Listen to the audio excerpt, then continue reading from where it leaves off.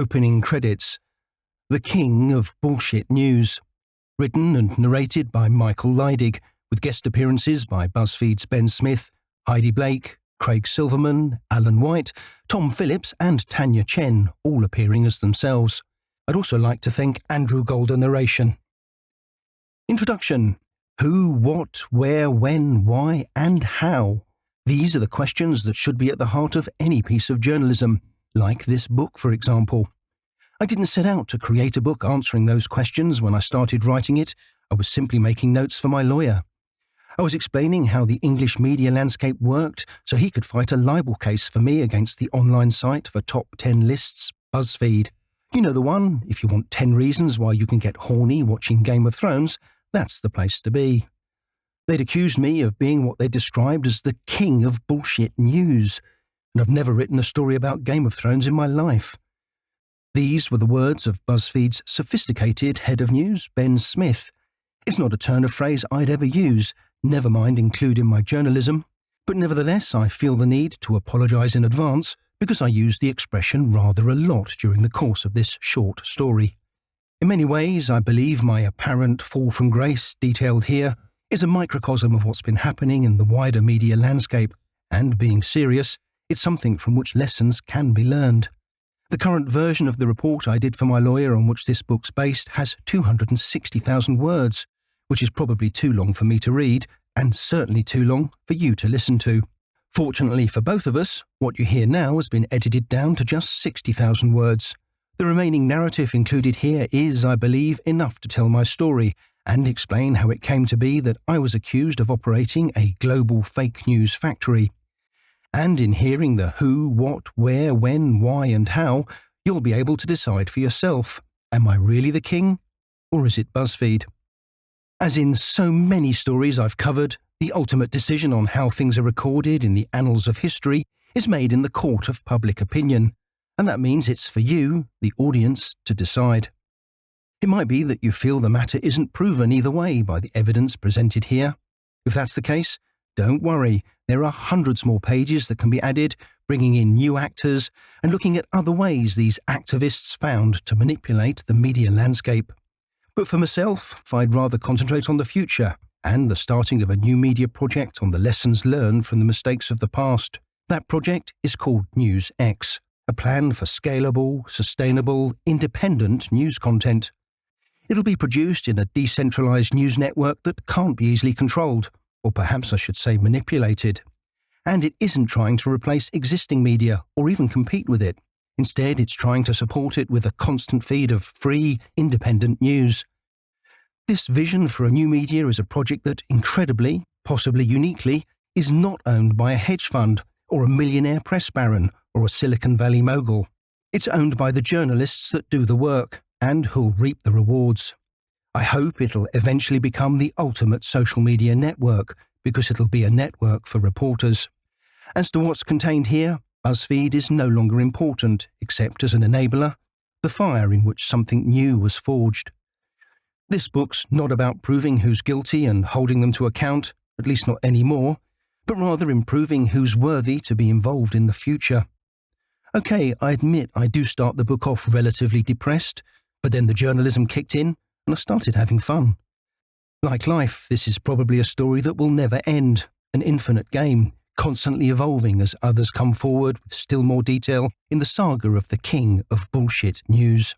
Thanks for that title, Ben. I'm a bit sarcastic about it in the pages that follow, but at the end of the day, it worked out just fine.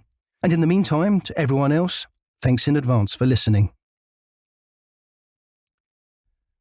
Chapter 1. Long Live the King. The sun stopped shining, the world stopped turning, and a day that had seemed so full of promise, so full of hope, turned to cold, grey ash. All that was left was hopelessness, incredible frustration, and a burning, bewildering sense of injustice at the end of a dream. The end of my dream. It's not every day that you're crowned the king, but in my case, it was a title that not even Prince Harry would have wanted. I'd been proclaimed what the online platform Buzzfeed euphemistically called the king of bullshit news. It's strange to have been branded that by an organisation better known for lists about sex, celebrities and white rabbits than news, but nevertheless, on the back of such stories, they'd attracted hundreds of millions in investment. At the time I was being crowned the king, Buzzfeed had been expanding its operation around the world. When I first read that headline, I didn't have the faintest idea why they'd written it. The paper trail for this story began a decade ago at the start of 2014, when Buzzfeed's most senior managers in New York began discussing me. Slowly, the conversation widened to include ever more members of Buzzfeed's senior management. That led to an investigations unit being set up across the pond in the UK for one purpose, and one purpose only, which was to prove that I was everything Ben Smith claimed, that I was the king. This had been the instructions from Editor-in-Chief Ben right at the start. He'd provided the headline, although sadly with not one single piece of evidence to prove it was true. If that sounds like putting the cart before the horse, it's because that's exactly what it is. You don't start a story with a headline, and when I found out that's what they did, the mystery deepened still further. The reality was that they only had a few suspicions and no facts in those early days, and when their investigation revealed all of these were genuine pieces of journalism, which means they were true, they were quietly removed from the narrative. I was also puzzled as to why the investigations team started by collecting a long list of our stories that were so fantastic they had to be fake. This was to get the ball rolling, and after writing them up, they then had to remove them when they were found to be, true. Something true in a Buzzfeed story? Perish the thought. Not one of those stories on the list ended up in the final version. But again, why? One fact that they did know, but which was not included in the final report, was that we were beating them in the business of viral news and selling it to their rivals. But that wasn't the motive, of course not. The fact the story about me would damage their competitors was just Buzzfeed doing responsible journalism, or so they maintained. The strange thing about this is that the headline is usually only written when the story's done, because journalism needs to be responsible.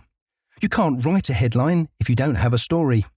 If you're going to claim something, you need to know it's true, because being a journalist at least used to come with a lot of responsibility.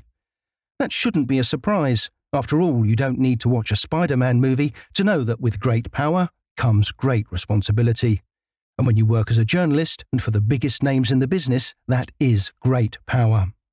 A single story I wrote in the Sunday Times helped a pre-packaged house startup to fill its order books for 2 years, and a Croatian recycling project attracted millions in investment from a single article I did on their work. It's all part of the service, hunting down war criminals, tracking down stolen billions, tackling drug traffickers on the front line, or visiting dictators in their palaces for the weekend. I mean, you have to rest sometimes. But despite this awesome responsibility, and all of the above are real examples of my agency's work, the Buzzfeed investigations team didn't find it strange that they had the headline first, and that none of the above were given a mention. After all, they were hungry to be doing some real journalism too, and they didn't want any awkward details to upset the boss's headline. It all comes together to underline that Buzzfeed was something new. They were something different. While we were struggling to find a place to publish a story about trafficking in children, old-fashioned journalism, they were drawing huge phalluses on the front page of The Sun. Guess what got the most traffic? In fact, I had offered that child trafficking story to Buzzfeed, but they decided it was more fun to write about me, although they were grateful for the pitch. It had my telephone numbers on it, which they used to call me repeatedly to the point of harassment and demand explanations for my shoddy journalism. The child story remains unpublished, although Heidi Blake, who was the head of the investigations team into me, did mention that I'd been banging on about it for literally ages and never sold it. I wonder why. Their chief reporter, who was working together with Heidi on the story about me, didn't consider taking it on either when she shared the child trafficking memo with him. And before that, as I say, Tom Phillips had been too busy drawing huge phalluses on the front page of The Sun, and sharing it with Buzzfeed readers, of course, to care. But there are only so many times you can draw a huge phallus and post it online where people will still find it funny. If that's what passed for journalism at Buzzfeed before the investigations team was set up to start looking into my activities, it's small wonder that they leapt at the chance. The Buzzfeed Newshound team were tired of drawing giant willies and covering Game of Thrones stories and wanted to do some real journalism, even if they obviously had no idea exactly what that involved. But in the true tradition of not letting the facts get in the way of a good story, A story was produced, alleging, as the Ben Smith headline suggested, that I was running a global fake news factory. And not just any old fake news factory. I was the king of the greatest fake news factory of them all, Central European News, or CEN as it was known in London's Fleet Street at the time. That hallowed ground was once home to the star performers of the UK media landscape. When Ben Smith was quizzed about the substance of the story about me, the fact that he started with the headline and never did any original research left him with a problem. In fact, it was doubly a problem because my refusal to answer questions when Buzzfeed had reached out to check their cut-and-pasted narrative meant that he had no idea if the story was true. This was evidenced by the fact that Buzzfeed was still refusing to accept we'd had bilingual reporters in places like India and China who'd provided the news complained about, and yet Ben Smith was burying his head in the sand. This is what he had to say during his deposition when quizzed by our lawyer, Harry Wise. Are you aware that none of the journalists at BuzzFeed working on the story knew that CEN has bilingual reporters doing stories in China and in India and Russia and Spain and Latin America? I absolutely object to that question as misstating facts. I'm going to not answer it on the advice of my lawyer. You can answer if you know. I think I don't understand. I don't know whether the facts you stated are true or not, so it's hard for me to answer the question. Do you know that as a result of their lack of knowledge, they assumed that every time BuzzFeed, every time CEN had a quote in its story that didn't appear elsewhere, it must have been made up? Object to the question. Statements that are untrue. I think that I don't accept the premise of the question, so it's hard for me to answer it. Do you know what original journalism by anyone at BuzzFeed was done to produce the piece? I wasn't the day-to-day editor and wasn't involved in the minute details, but I know that the reporting that was very clearly documented in the story in terms of attempting to to verify or falsify, to verify or to stand up or to knock down specific details of a large number of CEN stories, which led to definitively showing that a number of them were untrue. Beyond the wording of the story itself, do you have any personal knowledge of which CEN stories were debunked by any particular BuzzFeed journalist? No, I wasn't involved in the details of the story, although I was very confident in the reporting of these particular journalists. I couldn't think of three reporters who were better qualified and more deeply knowledgeable about the way false information spreads on the internet and who've really devoted their careers to debunking it than Craig Silverman, who has won a number of awards for this kind of work. Heidi Blake, a Pulitzer Prize finalist who had done massive investigations of corruption in soccer before this. Tom Phillips, who is one of the central figures of the British news ecosystem and who now I believe runs a British fact-checking organization. And Alan White, who's a great award-winning journalist who's worked very deeply in this space. Was Tom Phillips let go by BuzzFeed after this article was published? Are you asking me whether he was let go as a result of this article? No, just that has he been let go since the article was published? We reduced staff in our British office, and I don't recall the exact terms of our parting with Tom. But he's no longer at BuzzFeed, correct? Yes. Ben Smith and BuzzFeed, in this exchange, were ignoring the fact that under oath we'd provided details of our reporters working for us in those countries. Some of them had been on staff for years. In addition, BuzzFeed had requested that these same reporters be available for questioning, and this was also arranged. Yet still, Ben Smith did not accept the premise of the question. By the time this exchange was taking place, they still worked for us. But Tom Phillips, who was BuzzFeed's chief reporter and one of those given a byline on the story, no longer worked for BuzzFeed. But the story with his name on it remained in place, a 7,000-word epic revealing how I had, for years, fed fake news to a veritable who's who of mainstream media clients. I'm not talking unknown websites. I'm talking about the world's top TV and radio stations, international newspaper titles, and the most influential magazines on the planet. These were my clients. The BBC, The Times or The Guardian were some of the hundreds that took a newsfeed from CEN, from my agency. But according to the Buzzfeed report, this newsfeed had caused enormous harm that resulted in real-world consequences for my victims. Yet this corruption had somehow escaped the attention of the most vigilant news watchers. Investigative media like the magazine Private Eye, specialist publications covering the media like the UK Press Gazette or the Media Guardian, or watchdogs like the Press Complaints Commission. I'd hoodwinked them all. According to Buzzfeed, there was good reason for this. It was a conspiracy of silence. No one spoke about it because these media partners loved what we did, and it brought in the traffic. Traffic was the elusive gold that everybody in the internet was chasing. Traffic meant advertising and investment, and traffic gave you influence. It was power over the masses, a voice to push whatever agenda you wanted, and in the brave new world of the internet, that rarely involved the truth. The traditional media brands that I worked for were far too slow to embrace the internet and could only watch from the sidelines as they were replaced as the main source of news online. The new media rock stars like BuzzFeed and the Huffington Post stepped into their shoes and then, as we now know, were in turn replaced by social media giants like Facebook and Twitter. The moguls of Silicon Valley had learned their tricks, and when they were no longer needed, they cast them aside. You might almost feel sorry for them, but only almost. Because at the end of the day, BuzzFeed and the Huffington Post and others had only offered activism, amalgamated content, and advertising and PR disguised as independent reporting. It raised the legitimate question as to why they were needed at all. And once it was realised that they were not needed, no one complained when they were replaced by social media, which meant influencers and user-generated content from friends. This wasn't journalism either, of course, but it was often produced by good-looking influencers as opposed to, say, BuzzFeed's founder Jonah Peretti, who was a prolific content producer. Far from being good-looking, though, the comedian John Oliver said Peretti had a face that looked like the company itself.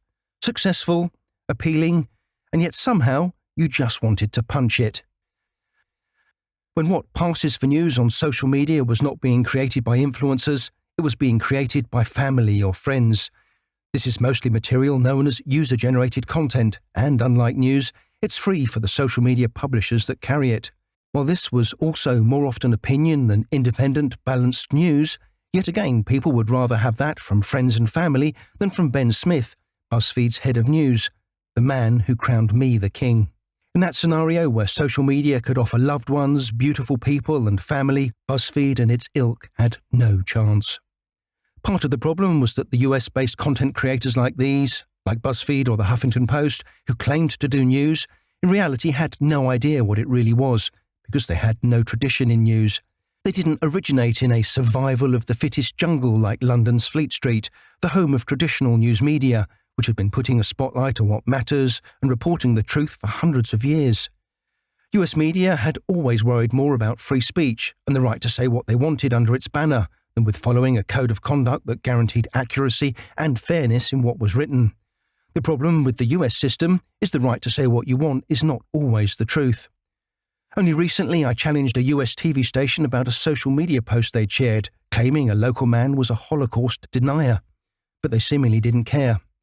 They left it there for weeks. After all, Section 230 in the US reduces the risk of consequences for what appears on social media. Under the UK system, however, with a code of conduct, news media would have been sanctioned for similar mistakes on their branded social media because it wasn't true and therefore wasn't journalism. This lack of consequences for untruths might explain why social media was so quickly adopted by the US media startups that grew up in Soho in the early 2000s. Harnessing the power of social media was one of the things they did really well. It was a time when New York City, rather than Silicon Valley, seemed poised to become the new beating heart powering the global news network. Nick Denton's Gawker empire and Jonah Peretti's projects at the Huffington Post and BuzzFeed grew up alongside others like Vox Media, owners of brands like The Verge and The Dodo. They were building the foundations of traffic-hungry, viral internet media, where all too often truth was relative. This was the new Fleet Street, a media hub whose centre of gravity was increasing until it became such a focus that it attracted other media, companies like Vice Media, which also moved to New York in the early 2000s. Fleet Street in London that had been producing newspapers since 1500, was dead. Its day was done. It had been waning in influence as a location for years, like the media giants that once dwelt there, and in the early 2000s, it had finally died.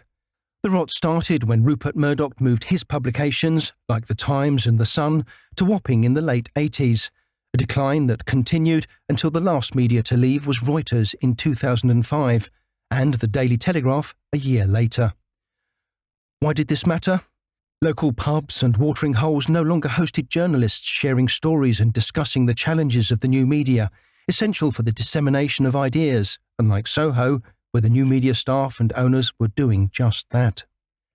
The fundamental difference in values both locations reflected might explain why Buzzfeed was not the best organisation to make an allegation saying I was the king, given its own obsession with traffic generated in any way possible.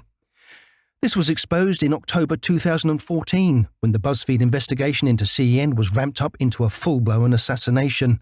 It may be a coincidence, but at the same time as they did that, Buzzfeed itself was in the crosshairs of media watchers. A Pew Research Center survey found that in the United States, Buzzfeed was viewed as one of the most unreliable sources for news. This was apparently how the majority of people viewed it, regardless of political affiliation. Adweek, the US-based trade publication covering the business of advertising, noted that most people had never heard of Buzzfeed, and many users didn't even consider Buzzfeed a news site. Was the story about me something to distract attention from this and prove it was a real news organisation after all? They should have gone with the child trafficking, but then again, that didn't offer the chance to take a swipe at the Mail Online, so maybe not. In Buzzfeed's investigation into me, it's true that the team had been discussing me in the months previous to the Pew report, but it was only when it made international headlines that the discussion really ramped up into a full-blown investigation. When the King report was finally published, it involved more than 80 people at Buzzfeed in one way or another, not to mention external freelancers and media experts. When we took them to court, they then spent millions defending it rather than take it down. It would have cost nothing. My problem was the opposite.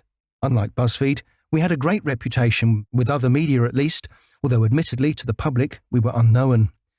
But the public had heard of me after Buzzfeed published their story and sent it bouncing around the world through social media channels and translated for repetition on their foreign language versions. It was when the mammoth story that resulted from their 16-month investigation started to unravel almost at once that I first asked the question that I was to come back to often during my time investigating the King story. Was it me, or was it Buzzfeed? We both did viral news, but there the comparison ended. My small agency had no advertising, no PR or marketing, no activism, and no fake news stunts or paid content disguised as news. If we had, we would not have been able to sell it to our clients, who expected news and only news. At the time the Buzzfeed article was written, we'd existed for exactly 20 years, doing nothing but news in its many forms. We had a tradition steeped in news. Even our viral news was not to attract traffic, it was to sell to media partners, and that money was used to fund our quality news. It was the ideal symbiotic relationship where our investigations, best-selling books and award-winning documentaries brought a reputation that guaranteed the quality of our viral content, which in turn, of course, could be sold for money to keep the lights on. Buzzfeed, in contrast to CEN, was founded in 2006, some 11 years later. And at the start, Buzzfeed was not about news at all. It was only ever about traffic and the money that came with it. In fact, to say about traffic is perhaps pitching it too short. Obsessed with traffic might be a better choice of words. The more I learned about them, the more obvious it became that it was all they cared about, no matter what the consequences. For years, Jonah Peretti was coming up with fake news and stunts to bring in traffic. It had started with an appearance on the US Today show after a viral thread over a pair of Nike trainers, then a stint with his comedian sister for a project named Black People Love Us, and then the rejection hotline, a phone number women could use to get rid of unwanted suitors in the pre-Tinder days. There were many others, all stunts created purely to get traffic. On the back of this, when Buzzfeed finally decided to do news, it crashed, appearing as gobbledygook on their site that was unreadable. Ben Smith admitted this was because Buzzfeed had never published an entire paragraph before, and the Buzzfeed software had no idea how to deal with it. BuzzFeed had no track record in news, no expertise in news, no skin in the news game, and perhaps I shouldn't say no scruples. It explains why they saw nothing wrong in accusing their biggest commercial rival for viral news of malpractice. With no sense of irony, they went trawling for things that proved I was exactly what the headline said, the king, and they tackled the task with the enthusiasm of religious zealots. In contrast, stories about my award-winning journalism or plans to create a sustainable, independent news ecosystem were rejected every time BuzzFeed's crack investigators found them. In this brave new media landscape, where what passed as journalism could also be used for commercial advantage, it was clear the message will always come first. It was a message to say, buy this product or vote for that political party, alongside stories like 10 reasons why the Game of Thrones makes you horny. Once the headline was provided, they then set about finding anything that proved it was true. Even things that didn't really support the headline could still be included if they could be twisted and manipulated to fit the narrative. That was something they were forced to admit when they were dragged kicking and screaming into court. Once there, they were confronted with the disastrous consequences of the cancer of native advertising, which is PR disguised as news, that they'd given birth to. This was something Ben Smith clearly wanted to avoid when he was quizzed by my lawyer, Harry Wise, despite the best efforts of BuzzFeed's legal team to say it was irrelevant. BuzzFeed has been criticized, has it not, for running what it calls native advertising, which is stories designed to look like news stories that are in fact created by advertisers? I don't think I agree with the premise of the question. What don't you agree with? The second half of your question. We certainly have been criticized for many things. But not for I don't think publishing native advertising? Your description of we've certainly been criticized for publishing native advertising. I don't think your description of native advertising is accurate. What is your description of native advertising? Native advertising is advertising that comes in the same form as the media content you're consuming, like a television ad on television, a glossy page in a fashion magazine, or a list or an entertaining list or a quiz in the form of BuzzFeed's entertainment content. That's all native advertising. Isn't the criticism of that advertising that it deceives the reader into thinking it's a news story when in fact it's advertising? I haven't heard that criticism in a while, but we certainly had people say that sometimes. Has BuzzFeed also been criticized for deleting things because advertisers pressured it to do so? I can let Ben answer the question, but Harry, this entire line of questioning is wholly irrelevant to this lawsuit and a waste of Mr. Smith's time, but you can answer the question, Ben. There's one case I'm thinking of that we were criticized, yes. Was that the Dove article? Yes.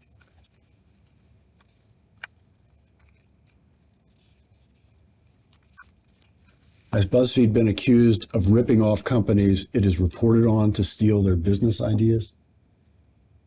Not that I know of. Do you recall an episode with the Fine brothers? No. The Fine Brothers, Harry Wise mentions, were a video production organisation behind YouTube channels like Kids React. They'd allowed BuzzFeed to interview them about their plans for the future, and then found their ideas copied by BuzzFeed. In an article by New Media Rockstars, it said, "Allegations of plagiarism have dogged BuzzFeed's editorial division for years, but this is the first time a major creator has pointed the finger at BuzzFeed's video team." What Smith also didn't mention was where the whole idea for native advertising came from, which, it turns out, was BuzzFeed.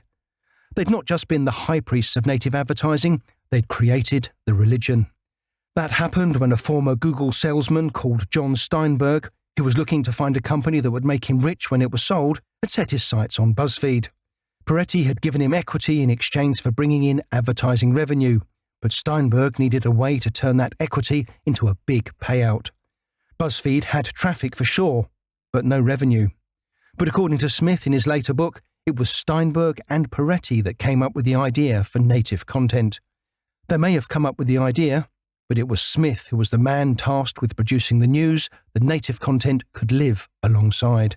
He was the one paid to raise the credibility of BuzzFeed with news content so that native advertising could run alongside it and pretend to be news. And, of course, There are many examples of him using his news content to follow an agenda that was not reporting. Smith himself said the term native content was because it was native to the web and native to Buzzfeed. What he didn't say was that most people use the word native because it was native to the news content it was placed alongside. In simple terms, that meant it looked the same, and anyone seeing it would think they were reading news, when in fact it was anything but news. Smith said Steinberg saw straight away the potential for this cheaply produced content going viral in the vast social media network BuzzFeed was creating with Facebook.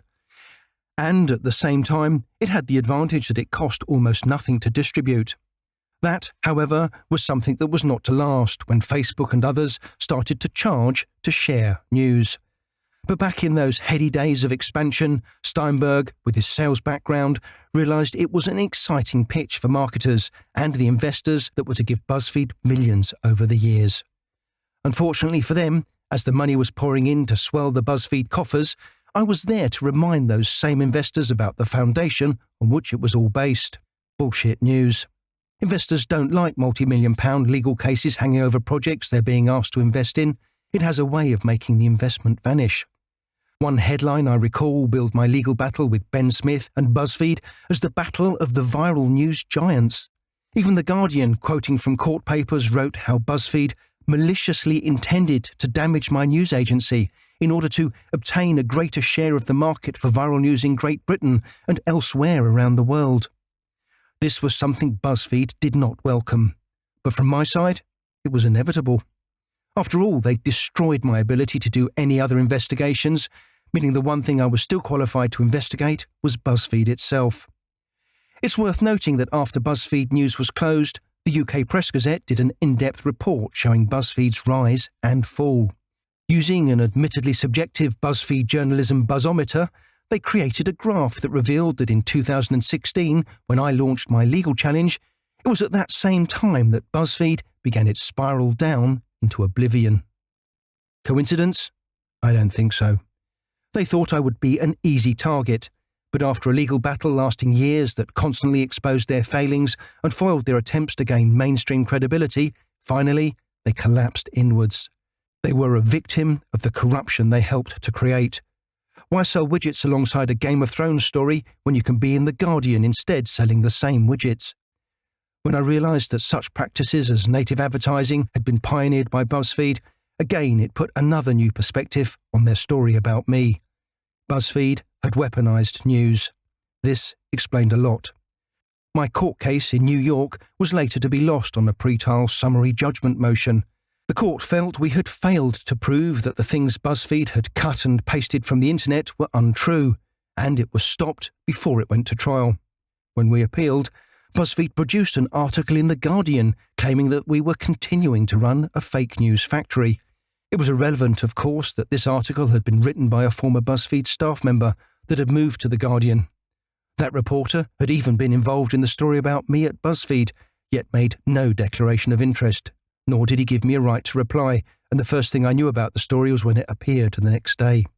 And so, the trial also never happened, yet in a sense, it was no longer important. It was still a big win, providing me with answers in the form of intimate detail on how BuzzFeed worked. It was a single case study that showed what was happening across the media landscape and why we have the terrible polarisation that we do today. From BuzzFeed's original idea, native advertising spread through the news landscape and, ultimately, did more to destroy the reputation of the media than anything else before or after. No one will tell you that. Most of them are still too busy selling their own native advertising. And I was the king of bullshit news? But a lie's halfway round the world, usually before the truth has got its boots on, and like it or not, after thousands of Twitter posts and shares, with the story translated to be used on BuzzFeed's foreign language sites, the finger of blame had singled me out. Me alone. As far as the people taken in by BuzzFeed were aware, I was that king. Despite 20 years of campaigning independent journalism funded by the sale of viral content, it had all been erased as quickly as it took BuzzFeed to congratulate each other on a great exclusive, and then to head off down the pub. They joked about how my reputation was being dismantled, flagging, for example, the complete rewriting of the Wikipedia page about me. The fact this reinvention was done almost simultaneously with the publication of the Buzzfeed story makes me think they were involved in that too. As with their headline-driven narrative about me, all things positive were removed from the Wikipedia article, leaving only a hastily cobbled-together testament as a warning to others. Like the failure to bring the case to trial, the reinvention of my Wikipedia page was yet another reminder of my fall from grace. Everything I did to get Buzzfeed to correct or remove the article was rebuffed. At the end of each attempt, I was back to square one. Like waking up from a bad dream, I was still the emperor of a globe-spanning fake news factory, churning out untrue, salacious stories from my media agency in Vienna. Every time it happened, every time there was a setback, it was, on a personal level, still painful. But at the end of the day, I had to admit the headline no longer had the same power to harm my business.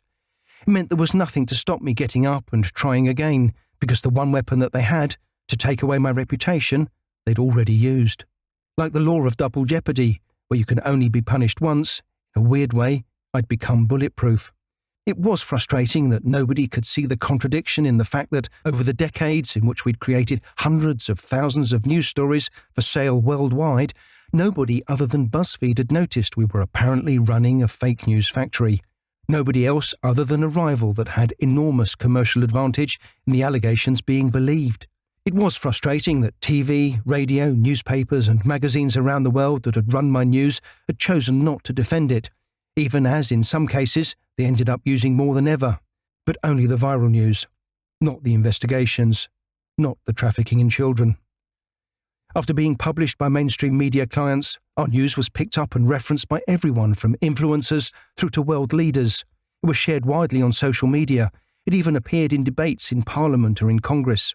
It was beyond ludicrous that no one had noticed this was apparently fake, and yet, 6 weeks after Buzzfeed's bombshell, when I'd finally been able to expose the story for what it was and highlight the complete lack of substance, no one was interested anymore. The media spotlight had moved on. All anyone remembered, if they thought about it at all, was that Buzzfeed had ripped back the curtain, exposing me to the world. I was the Wizard of Oz, the man who was not what he seemed, and we were definitely a million miles from Kansas. Chapter 2. What's in a Name?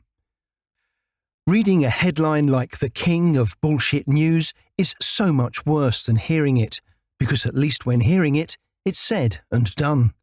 Even if anyone was near enough, they probably wouldn't have been listening, and if they were listening, they probably wouldn't have been paying attention. But when it's staring back at you from a page in brutal black and white, believe me, it's as real as a brick in the face. It's a whole new ballgame. It can be copied, shared and repeated, and every time that happens, it's like getting the same bad news again and again. The memory of those few seconds when I read those words is as clear in my mind now as if it were yesterday. The words and the allegations rolled over me, crushing my will to go on. In front of me was only disgrace, bankruptcy, shame in the eyes of my peers. And these were some of the better options. None of them were attractive. As the day of the Buzzfeed tsunami dragged on, I oscillated between despair and anger, rage and sadness. To see one's life work reduced to rubble on the click of a URL was beyond humiliating. It was gutting and visceral, something most wouldn't come back from. What was really destroying was that my accusers at Buzzfeed knew this, and they went ahead and published it anyway. In a rare moment of self-doubt, they'd asked themselves if they were doing the right thing. One reporter had flagged that they were about to destroy a business I'd spent more than a decade creating, along with my entire professional credibility. Sadly, that touch of humanity vaporized quicker than an ice cube in the sun, and soon they were back doing the only thing they knew how: cut and paste journalism. It was business as usual, taking anything they could from the internet that helped shore up the headline their boss, Ben Smith, had given them. With not a single fact, he'd passed down the headline like a royal decree. Make it happen, he said, and his acolytes had rushed to find anything, anywhere, that they could that proved it.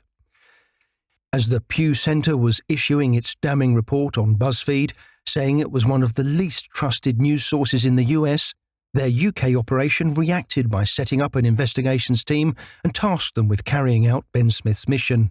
This still involved no original reporting, other than what they could find online. I say not a single piece of original reporting, but they did apparently pull off the linguistic miracle of speaking in English to a Russian man who didn't speak English. By some amazing good luck, after deciphering what they thought he meant, they decided he'd said exactly what they needed. But as he claimed to have taken pictures he was seen in, it's unclear how reliable his evidence was, and the Buzzfeed team never tried to call him, or to get a Russian speaker to reach out to him to clarify. That was probably because they were rather more interested in linking my stories that were supposed to have been fake with their rivals, rather than worrying about whether they were true or not, as their reporter Alan White, who was one of those bylined on the story, readily admitted. During the time period we're talking about, late 2014, did you have an office? We did.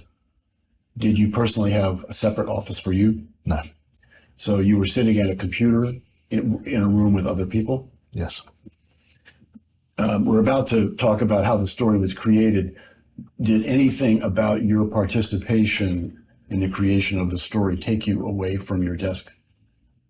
Objection, but you can answer. Yes. What was that? A discussion with an anonymous source.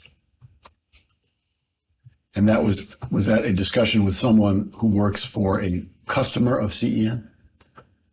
Objection, I'm going to maintain our confidentiality, so you can answer this if that information won't disclose the confidential source. I am concerned it would. Okay, so I'm going to then don't answer anything that would reveal a confidential source. Where did the meeting take place? I would rather not answer that question if possible. Based on privilege? Correct. Yeah. To be clear, we're just so that for the record, if you feel that answer would disclose the confidential source, I'm instructing you not to answer. Okay. Okay, but aside from a meeting with a confidential source, what you did with respect to preparing this article was on the computer. Correct. Did you, as part of preparing this article, ever do any research or investigation into the stories themselves, other than on the web?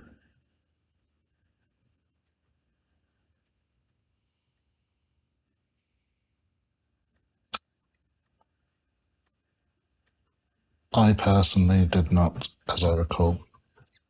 Do you know if anyone else connected with the preparation of the story did any investigation into the individual CEN stories? That's my understanding. Who did? Both Craig and Tom. Do you know what they did? I do. I do. What did they do? They spoke with people working at companies that had used CEN. They contacted at least one person who was involved in a CEN story. Potentially more, but I don't recall more. Is the one person involved in a CEN story the Russian photographer? Correct. Gene Oryx.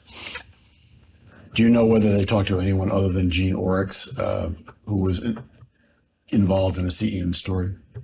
As I said, there were conversations with people working at newsrooms that had used But those would be about CEN. They would not be about the stories, the facts in the stories themselves. Correct.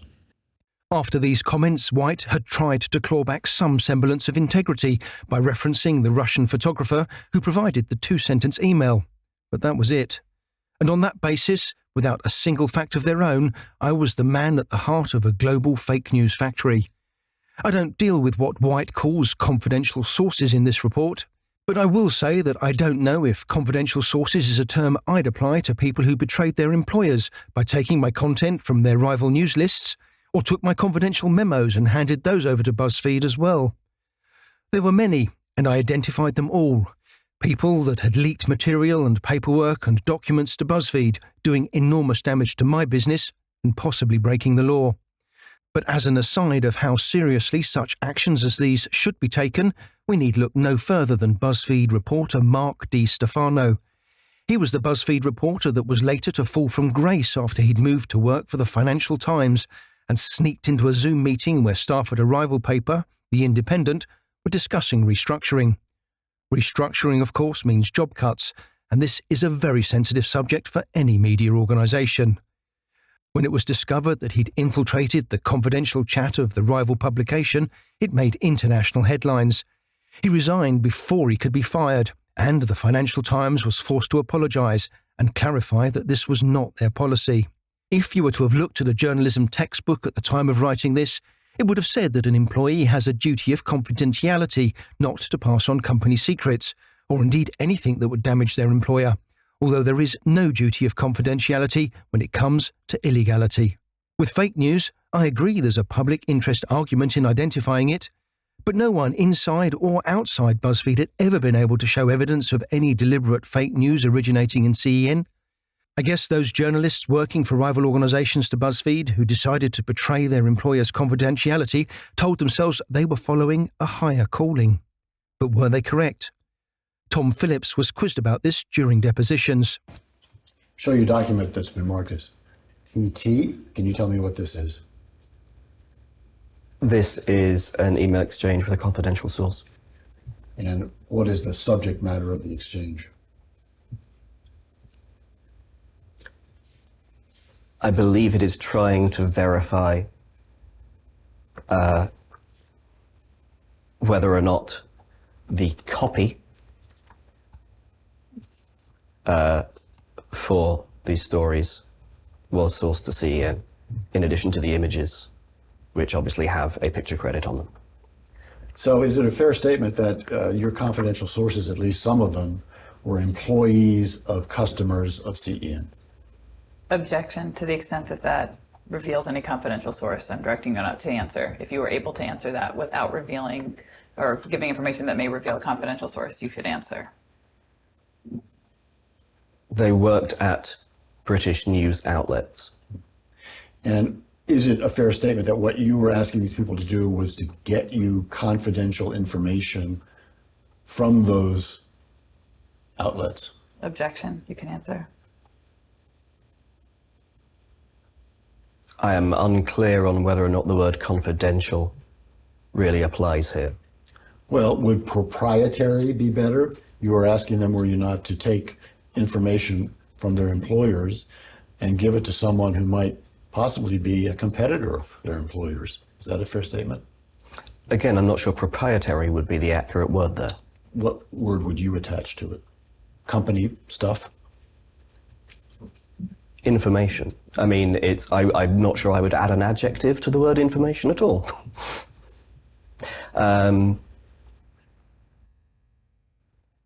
When Ben Smith took the stand again on this point, BuzzFeed's expensive lawyers seemed especially worried about him being quizzed over getting journalists working for rival media to betray their employers. Are you aware that confidential sources were used in the preparation of the story? I just don't recall the details of reporting the story. You don't know then where any confidential sources for this story worked? I'm going to object, and I'm going to state again, Mr. West, that it's outrageous that you're asking our journalists for their confidential sources. I'm not asking you. I have not asked him for the name of any confidential sources. And if I do that, you can object. You can answer that. I wasn't personally deeply involved in the reporting and sort of editing of the story or directing the reporters, and so I don't recall. BuzzFeed would argue that what they were doing was a legitimate investigation. But the reality is, they simply felt I was an easier target than the media I worked for. In this, they were wrong. BuzzFeed had not attacked plain old Mike Leidig, an Englishman living in Vienna. They'd struck at Mike Leidig, the journalist, my alter ego, and that Mike Leidig is a very different person. Fueled by outrage, injustice, and the sheer bloody-mindedness that's the hallmark of all reporters, that Mike Leidig was determined to be a Lazarus. That Mike Leidig was determined to come back from the dead. Chapter 3. Happy Birthday. The BuzzFeed headline was a damning title, and the story underneath that headline continued the online assault. It had been put together by wordsmiths like Heidi Blake and Mark Schoofs, who were undoubtedly masters of the art of storytelling. I realised there would be no happy ending for me as I read the headline on that day of infamy. It had seemed so different moments earlier, before my phone rang. I was about to have friends round to celebrate my 50th birthday. I had a pledge of at least €500,000 in seed money to kickstart my Fourth Estate project. It was the culmination of decades in journalism, where I planned to build something that could fill the void for content in struggling newsrooms, something that could make a difference in providing real news and not simply chasing traffic with clickbait or cut-and-paste journalism. It was an investment I hoped would allow an escape from a 12-hour-plus working day, 6 days a week, replacing it with something that left time for myself and my family. My medical student nephew George used to joke that when he was a junior doctor, I was the only person he knew that worked longer hours than he did. Yet with success just a heartbeat away, and my friends on their way to my home bearing gifts, I was relaxing when the phone rang in my hallway on my way to the garden. I was balancing a pot of tea and a plate of toast, but somehow managed to answer the phone anyway. It was a call from Alan Hall, a now retired freelance journalist based in Berlin, who was both a rival for the German news market, a colleague, and a friend. He asked me if I'd seen the news, something that had just been sent to him by another correspondent, Peter Allen in Paris. When it became clear I didn't know what he was talking about, he told me an article had been written about me and my agency. Then I knew what he was talking about. And when I called the story up on my phone and saw the headline, my hopes and dreams vanished as if they'd never been anything other than a morning mist, fleeting and quickly forgotten. I couldn't bring myself to read the rest of what was written underneath the headline. Instead, I walked into the garden holding my phone, pale, in a zombie-like trance. My wife realised something was wrong. I didn't reply when she asked me what had happened. I simply handed her the phone with the Buzzfeed article open on the screen and told her as she read it, "I think my career's over." I didn't see any point in continuing in journalism after that headline, and that was without the story underneath. In fact, the story itself heaped on fresh allegations. The evidence assembled by BuzzFeed News suggests that an alarming proportion of CEN's weird news stories are based on exaggeration, embellishment, and outright fabrication. The company has scant regard either for the accuracy of its content or for what happens to the people whose names and images are spread across the world. The questionable nature of CEN's content has become something of an open secret among online news and picture desk editors. Normally, no one in their right mind would take on an $850 million organisation like BuzzFeed. It was beyond David and Goliath, but if they were expecting me to be a pushover, they were in for a surprise. They hadn't reckoned with my superpower, journalism. It's something especially potent against lies and deception, but in the shock of the first story, I didn't see that straight away. It took my wife to remind me that in journalism lay my salvation. It offered me the chance to eviscerate the claims and hunt down and disembowel their entire twisted strategy. After all, BuzzFeed only had money and power behind it. I had truth on my side. Slowly, the white-hot anger of the wrongly accused became the ice-cold logic and impartiality needed for real journalism.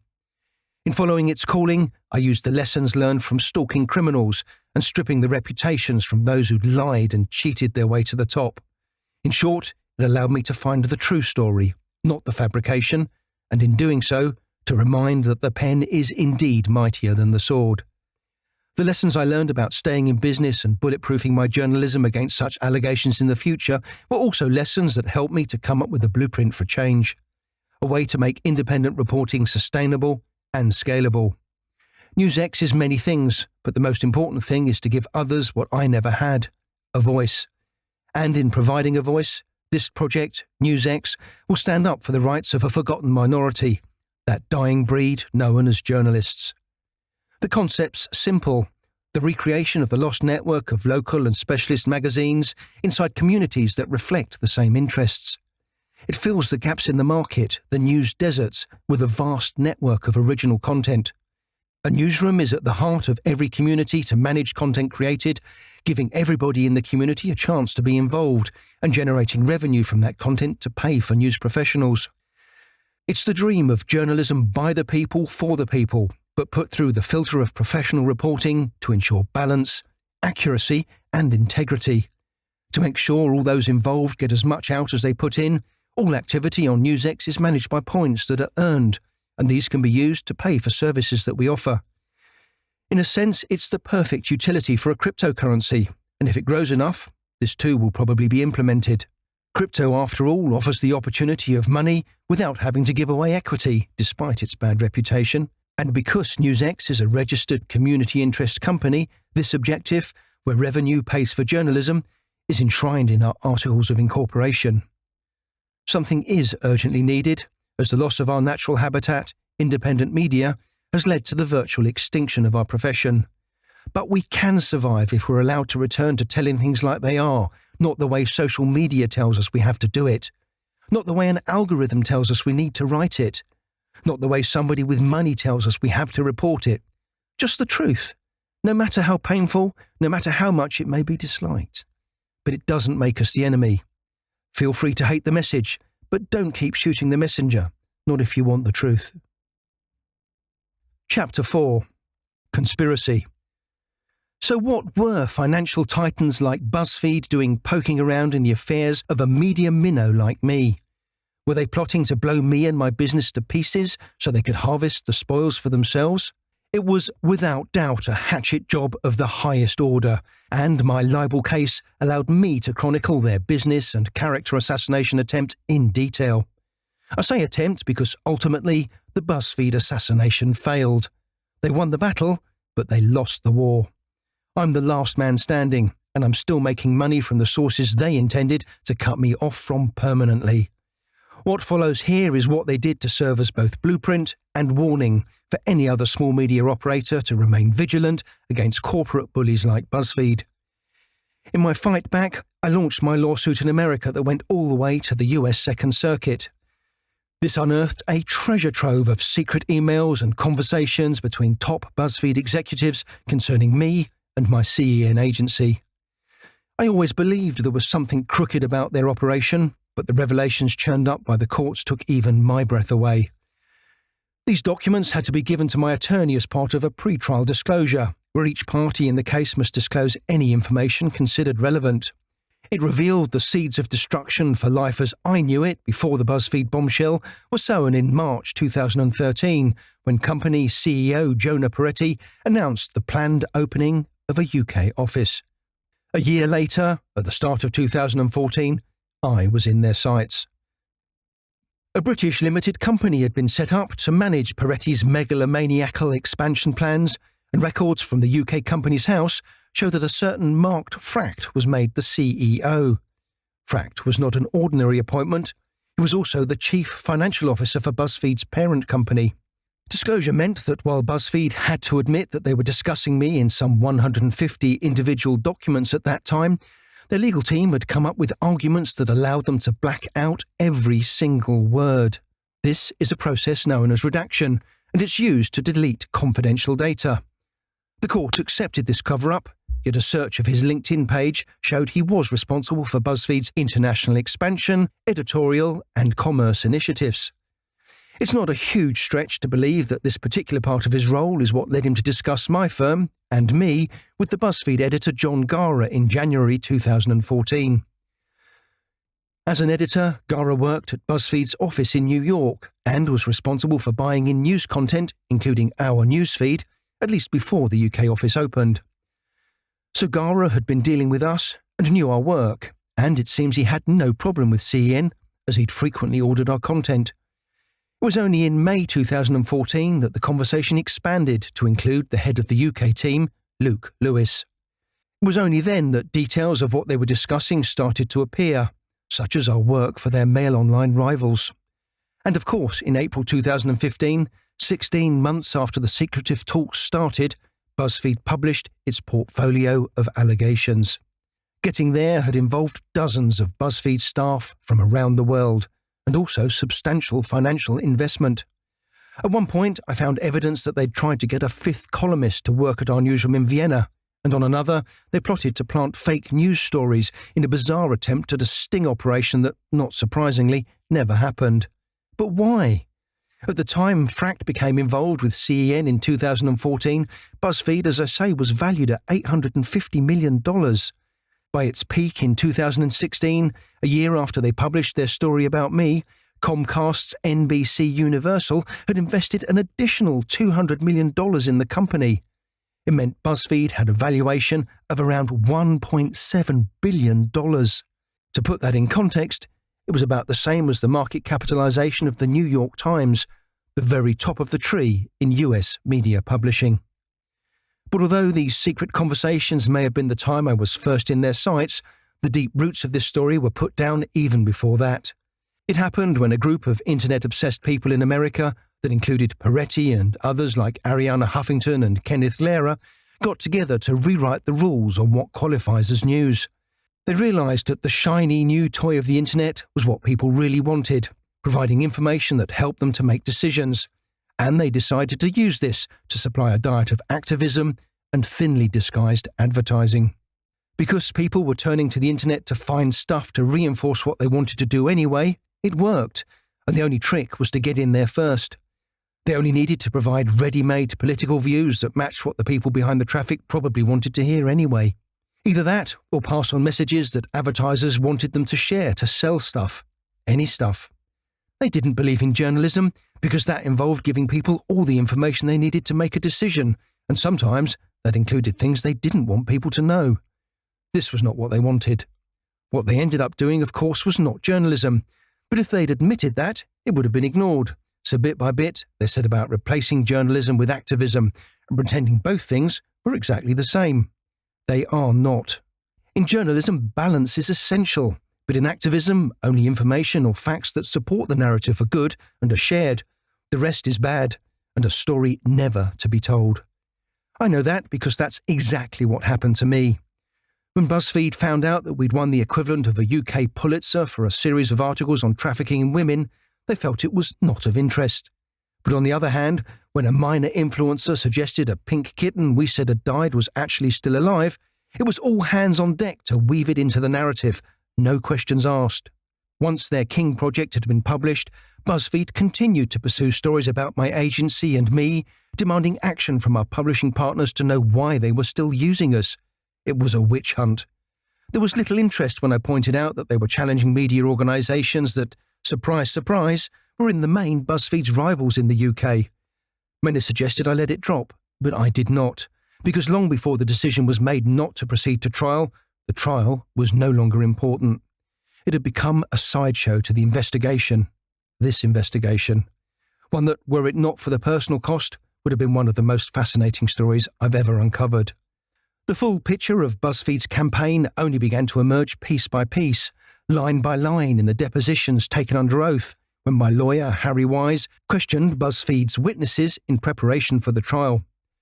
Craig Silverman, Buzzfeed's media editor and self-styled fake news finder, seemed confused on the subject of what a conflict of interest exactly was. Directing your attention to the second page of this document. What did you mean, I believe that is you talking at the top of the page about being super transparent? I don't recall what the specific context is of this. I mean, it's hard to tell from the document, but it seems to be a reference to BuzzFeed's previous relationship with CEN. Do you mean be super transparent about the fact that that BuzzFeed had picked up or bought CEN picks and copy? Be super transparent about any relationship that the organizations had. And what did you mean by for this not to seem like sour grapes? For it to seem like one media organization trying to criticize another. Heidi Blake, Buzzfeed's head of investigations in the UK, sounded so lacking in curiosity, it's hard to imagine her buying a paper, let alone writing for one. During her deposition, Blake rejected any idea that the Mail Online was the real target of her team's ham-fisted hatchet job. Did you understand that one of the effects of the story would be to damage the reputation of media that use CEN material like Mail Online? Objection. I didn't know what effect it would have on their reputation. I knew that we would be raising questions about the veracity of some stories that they had published. Did you understand that this would be good for BuzzFeed because it would damage their competitors? No. So you never saw the story as an attempt by BuzzFeed to obtain an advantage over competitors of theirs like Mail Online? Not for a second. Not for a second. She seems to be so naive about the ways of the world that if you had a 110% share in the Brooklyn Bridge, or you're a Nigerian prince who wants to siphon millions through a UK bank account, I'd suggest she might be a good person to get in touch with. It's perhaps not such a surprise that such a person ended up running investigations at BuzzFeed. Tom Phillips, BuzzFeed's senior writer, was also another innocent lost in the ways of the media when he was questioned by Mr. Wise. Was one of the advantages of doing this story to you that it might damage BuzzFeed's competitors like Mail Online and Mirror and The Sun that may use more CEN stories than BuzzFeed? When you say advantage, that was not our purpose. It was not your purpose, even incidentally, to obtain a competitive advantage by denigrating the work of your competitors? No, gaining competitive advantage is not an accurate description of what we were trying to do with this. Well, you were trying to point out deficiencies in the product of BuzzFeed's competitors. That is true. Statement? That is true, yes. The raised questions about the quality of some of their output. Mr. Wise continued to provide Mr. Phillips with rope to hang himself. Did you understand that by sending these letters to CEN's clients, you would be damaging CEN's relationship with those clients? You are aware that that is a possibility, but that is obviously not the intention. It's merely a natural and responsible part of journalism is to ask for comment from the people you are writing about. As an interesting aside, Phillips is the author of A History of Bollocks Theories, and one might say he certainly seems to speak a lot of it. And Ben Smith, the man who started it all as editor-in-chief of BuzzFeed News, claimed that while some of his staff regarded the Mail Online as a rival, he, of course, was loftily above such considerations. Who were the competition at the time you arrived? Well, I primarily have considered the New York Times, the Washington Post, and CNN as the competitors that we try to. But and then I think on every different beat, certainly for a tech reporter, they would consider The Verge the competition. For political reporters, Politico is a really important competitor. I could go on. Are there any employees that consider the Daily Mail or Mail Online as a competitor? Yes. And what employees would they be? You know, I wouldn't. I think it's hard for me to name specific people. But in his last question during his deposition in London, BuzzFeed's former news editor Alan White alone admitted that the story they published would have had the side effect of boosting their business. You spoke before that you don't believe that CEN and BuzzFeed are rivals in the viral news business. Is that a fair statement? That is a fair statement. Are rivals of BuzzFeed in that business Mail Online and Mirror? I think that would be a fair assessment at the time the piece was written. Did you understand that the piece might criticize the work of Mail Online and Mirror? Yes, along with a number of others. And might be therefore something that would be an advantage to BuzzFeed in the viral business? I think that was a potential side effect. No further questions. Bingo! So finally, someone admits that they wanted our business sources to cease trading with CEN. Is that still journalism? Also, for a supposedly independent investigation, I was amazed at people who never even met me seeming to have so much hatred for my company and our work. But that's what happens in polarised newsrooms. You have one set of rules for those you consider on the same side, and another for those that you consider to not share the same values. There can be no other reason for the obvious dislike of me and CEN by people that had never met me. The meetings to discuss the investigation into me and my agency were shot through with cackling, foul language and personal insults. Like outtakes from a Goodfella movie planning a hit, they worked themselves into a vengeful frenzy with effing CEN here and I hate CEN there. There was also frequent mentions of CEN bollocks and God I hate CEN, throw it in for good measure. Tom Phillips was asked about the use of profanity during what should have been fair, balanced and obviously independent editorial meetings.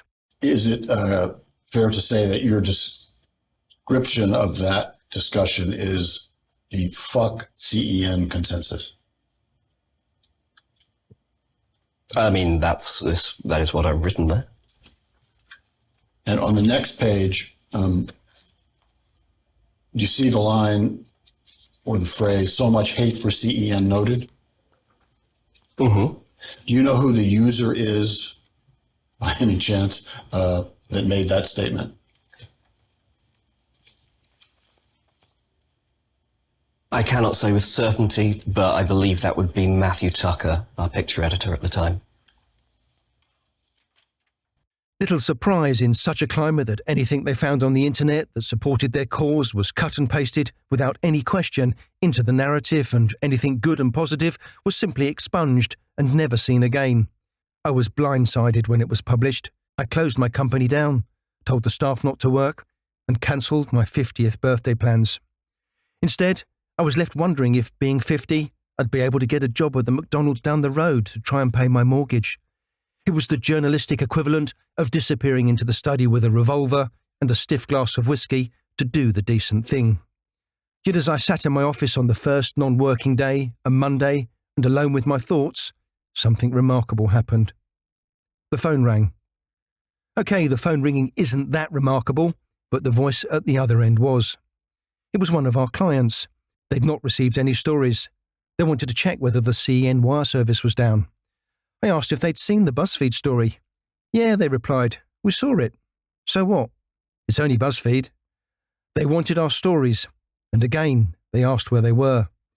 More calls followed, enough of them to convince me to turn the lights back on. Even rival agencies called in to say that they wouldn't be supplying Buzzfeed with content in the future in support of a respected colleague. They meant me, by the way. The association of news agencies that I'm the vice chairman of is called NAPA, which means the National Association of Press Agencies, and it offers a complaints and reconciliation service. I was never complained about. But there was also another reason they pulled the plug on supplying Buzzfeed. These were news professionals. They could see the story was slanted and didn't want to be turned over themselves. And it was no great loss, because Buzzfeed rarely paid, even when it made an order. It might have been a different story if any media that mattered had given the Buzzfeed report credibility by republishing the allegations, but that never happened, especially as most were probably enjoying their weekends, and the king of bullshit news was old news by Monday when most were back at work.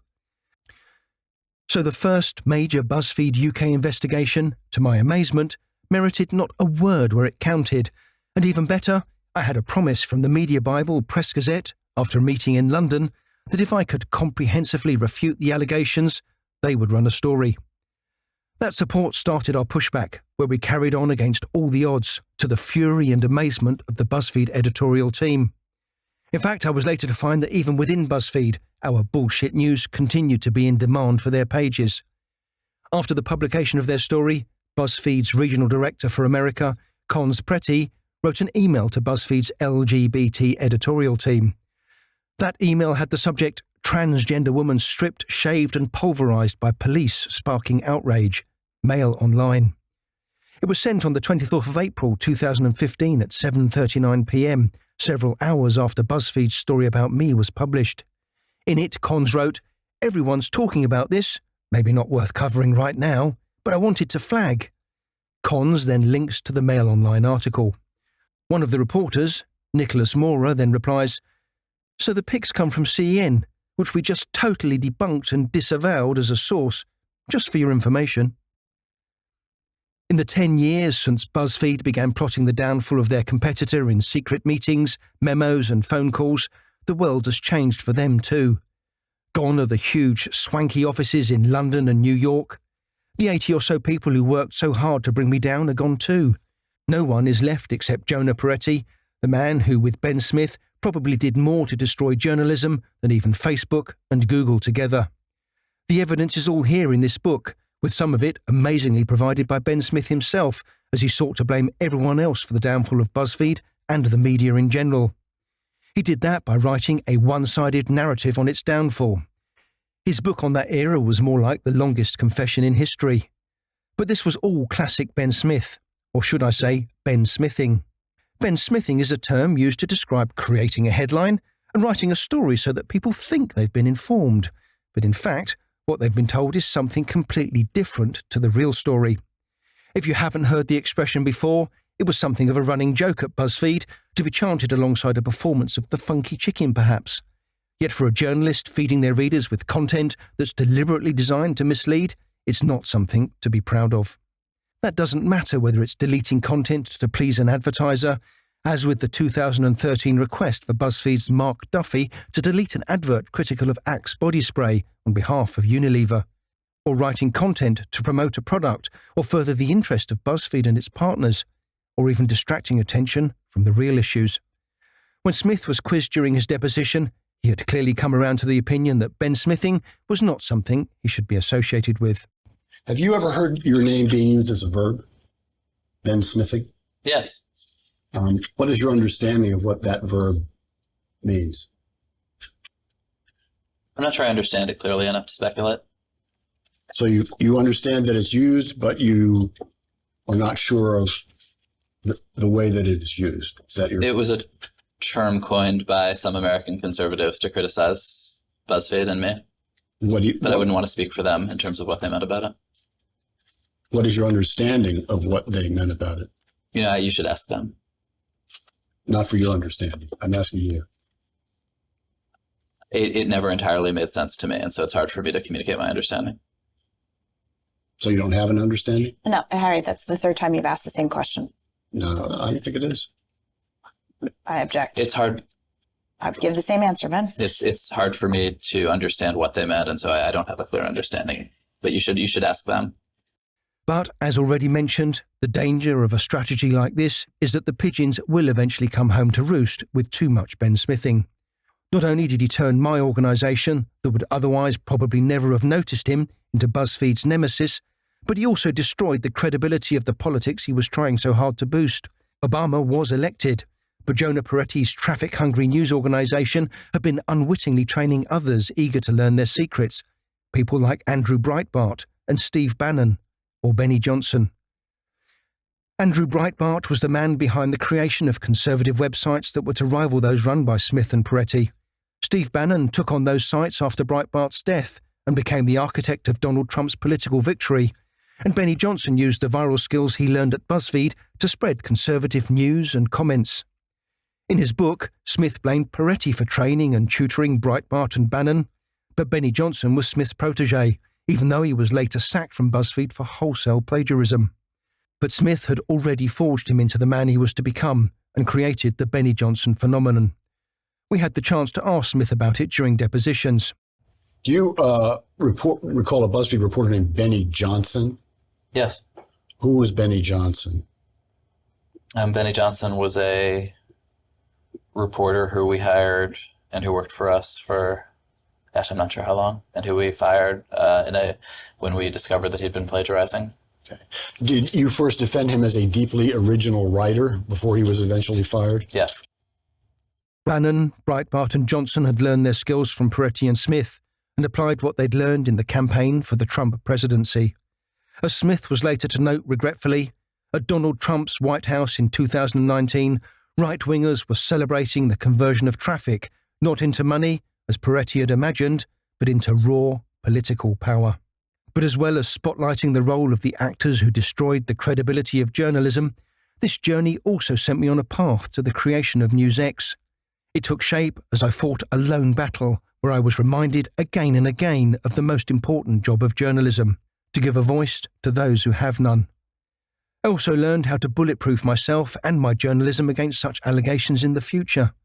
These were the lessons that helped to form NewsX, a movement that will stand up for the rights of journalists. Like many in the trade, I've never taken money from advertisers to write something and pretend it's true. I've never campaigned for or against Obama or Trump, and at the same time pretended what I was doing was journalism. But unfortunately, The few that do blatantly use journalism in this way have tainted it for everyone else. It's now not possible to praise or criticise either one of the above former presidents without being accused of being an activist for or against. It's the same for other polarising subjects. People have forgotten that journalists don't take sides, because so many now do. I trained for 2 years to become a journalist. I learned shorthand. I studied law, found out how government works, what you can say and can't say, how to be balanced, and all the human skills needed to let you talk to people in often desperate situations. That was the start, and then I spent years perfecting those skills in the field. But now, as any freelancer will tell you, it's hard even to give news stories away. Professionals who care about their brand, their byline, find themselves in a race to the bottom with fake news and social media suppliers, all organisations who don't care whether a story is right or wrong. Publishers are increasingly looking for what they think their readers and subscribers are going to want to read, or what the algorithm tells them is okay, and what the Silicon Valley billionaires say is acceptable. Yet none of these should have any role in dictating what journalists write. I created a media watchdog called QC to give a voice to other victims of similar attacks published on some of these vast fiction machines, even if it was too late to help in my case. I found out through my work on QC how a vast network of Google-backed content machines are each pumping out tens of thousands of stories like this every hour with no editorial staff. On a good day, my team of 30 staff might manage 70 stories. So it's small wonder that the number of readers for content we might share is close to zero. But Google, in its wisdom, doesn't regard what we produce as news and prefers to offer the meagre share of the ad revenue we generate to those that rip off our content and publish it as their own. Producing a professional news story can take days. If you have to jump through hoops in order to get somebody to notice it on Google, it simply isn't economical. Putting a qualified journalist on the same level as an activist or a native advertiser is madness of the worst order. No wonder people don't trust anything they read online.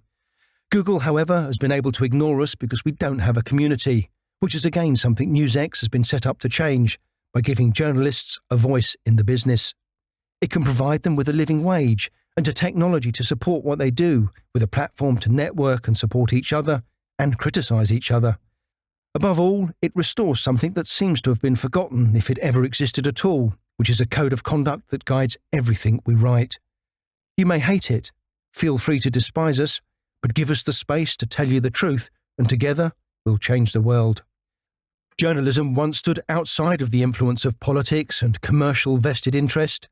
Now, especially online, it seems to just ask people to form an orderly queue while nakedly self-serving content is paraded in front of them as news. The media could once offer solid, reliable, independent facts that would help readers make tough decisions on every aspect of their lives, their relationships, religion, careers, education or finances. Decisions are now more likely to be made on the strength of a 1-minute TikTok clip. This isn't a project that's open to investors. We don't want their money. We don't need their money, because everything we make will be used to pay more journalists to do more journalism, but not to pay investors. Credibility is the only currency that counts in that scenario, and credibility is what we have, guaranteed by a code, guided by software, and networked with each other. This story, then, is not just about Buzzfeed, it's also about the genesis of NewsX. It took me a week to compile and record this audible book, but 10 years to get to the point where I could write it. It took a decade to come to terms with the painful experience and also with the incredible frustration at all the stories that couldn't be covered, all the tales that couldn't be told, all the people that needed a voice that couldn't be given one. It's a microcosm of the bigger problem, and our casting down was done at the hands of those who'd also destroyed the wider media landscape. Buzzfeed started life as a small project that represented the frustration on the part of its creator, Jonah Peretti, at being forced to do traditional journalism at the Huffington Post. Like Buzzfeed, the Huffington Post represented a new type of media that was more about activism than journalism, about getting clicks regardless of how much value it gave the visitor. In this scenario, anything goes in the relentless drive for traffic to attract revenue, meaning more investments and more expansion. When Buzzfeed's main protagonists zeroed in on CEN, the British media world was new to them, a voracious information jungle whose inhabitants were, to a large extent, kept fed by people like me. The deposition of Smith by my lawyer shone the first light on the Buzzfeed motives in targeting me. At the time BuzzFeed published the story on CEN and Mr. Leidig, you knew that the story would damage their reputations, did you not? Yes. In fact, the intention of the story was to damage their reputations, was it not? No. What was the intention of the story? The intention of the story was to reveal a set of accurate facts about an organization that had spread false information through the media, at times really done terrible damage to people's lives, as well as to the business of journalism. Who made the final decision to publish the story? Was that you? Ultimately, yeah, the buck stops with me. It's my decision. Okay. You don't deny, do you, that labeling a journalist as the king of bullshit news will damage his reputation? Sorry, could you just make that question clearer? I can repeat it. So you're asking me if I don't, it's just the double negative caught me up. Just ask me the question again. Labeling a journalist as the king of bullshit news will damage his reputation, correct? Yes. Okay. And a story that a journalist has chosen to create news stories that are fake and to peddle them as real stories is going to damage that journalist's reputation, correct? Objection. Object, but you can answer. Yes. And you were comfortable publishing a story that would charge Mr. Leidig and his company with making up fake stories, correct? Object again, you can answer, Ben. I'm always comfortable publishing stories that are true. And you were comfortable publishing this one?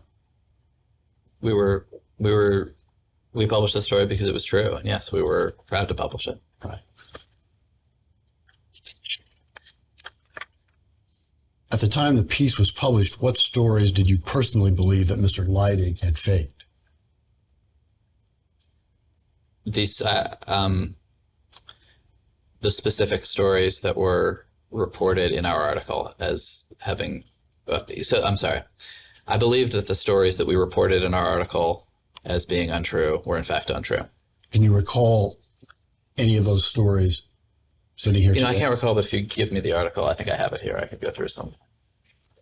No, I'm not asking you to review the story at this time. I don't recall the specific details, but I would love to go through the article with you. We'll do that.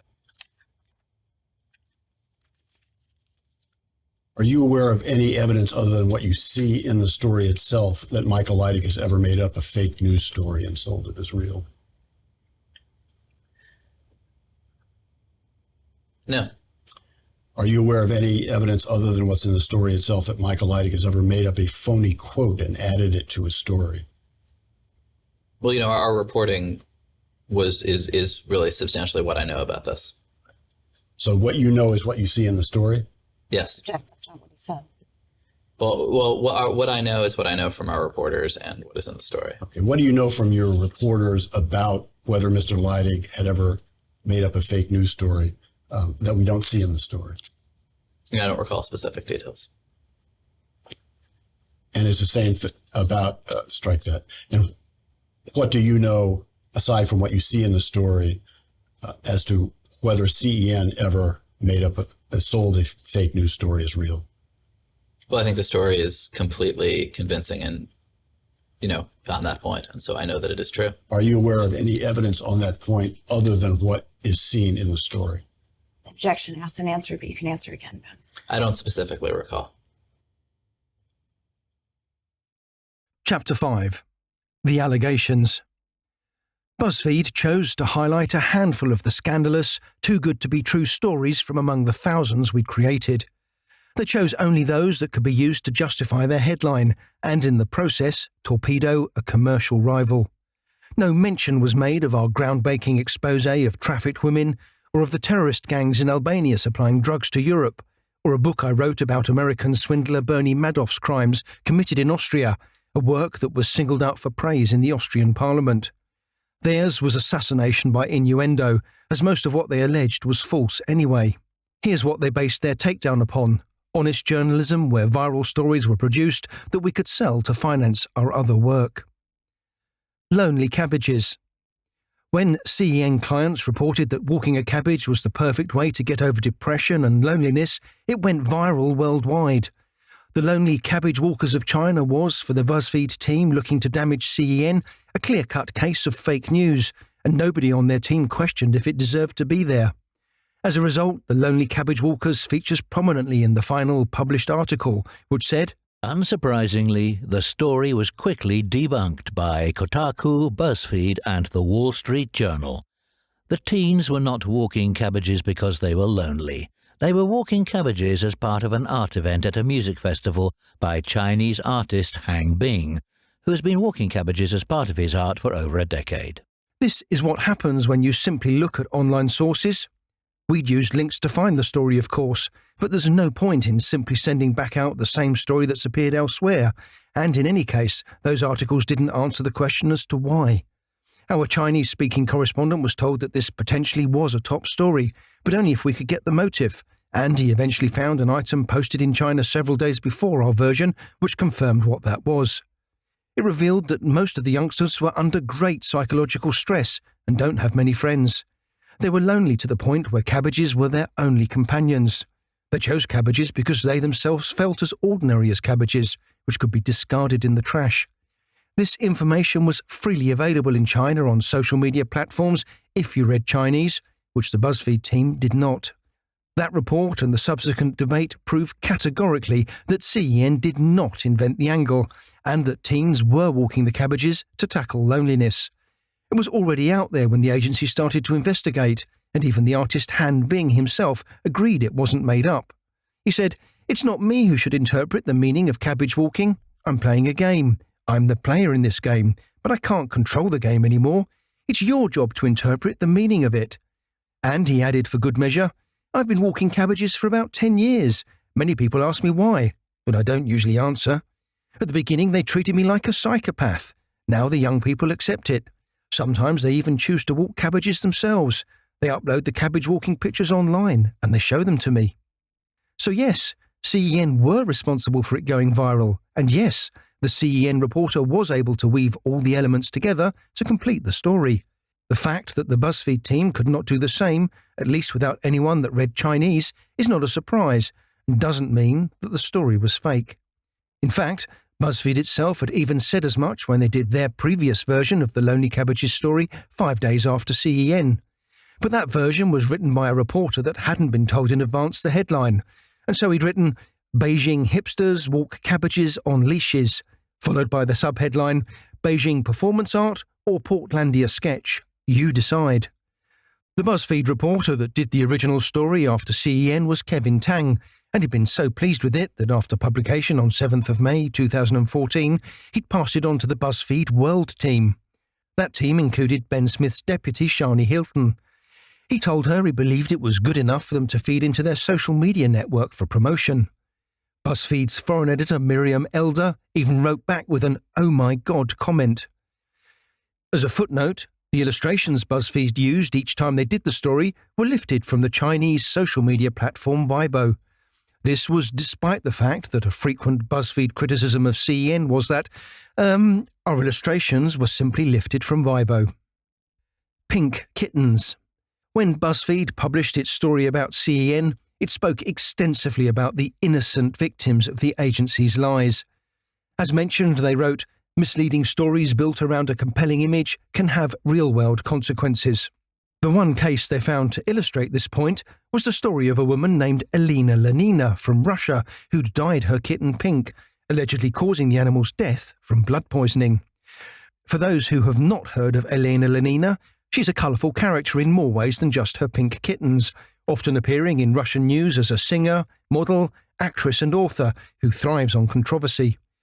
She's posed nude for magazines, refuses to wear a seatbelt because her breasts are too big, and is famous for her many hairstyles, including one where a poisonous spider in a glass ball was woven into her hair. She also had a man as a pet slave kept on a leash for a while. So she's no shrinking violet. After that, her next fashion statement was to have a pink kitten to match her pink outfit, which was when she came to our attention.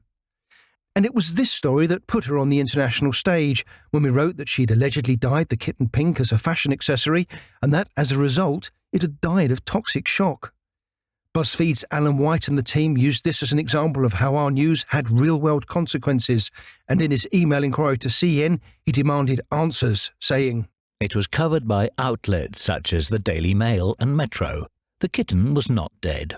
Lenina was in fact posting pictures of it, very much alive, on social media. How did CEN come to the incorrect conclusion that it had died? Did CEN attempt to do anything to restore the damage to Lenina's reputation?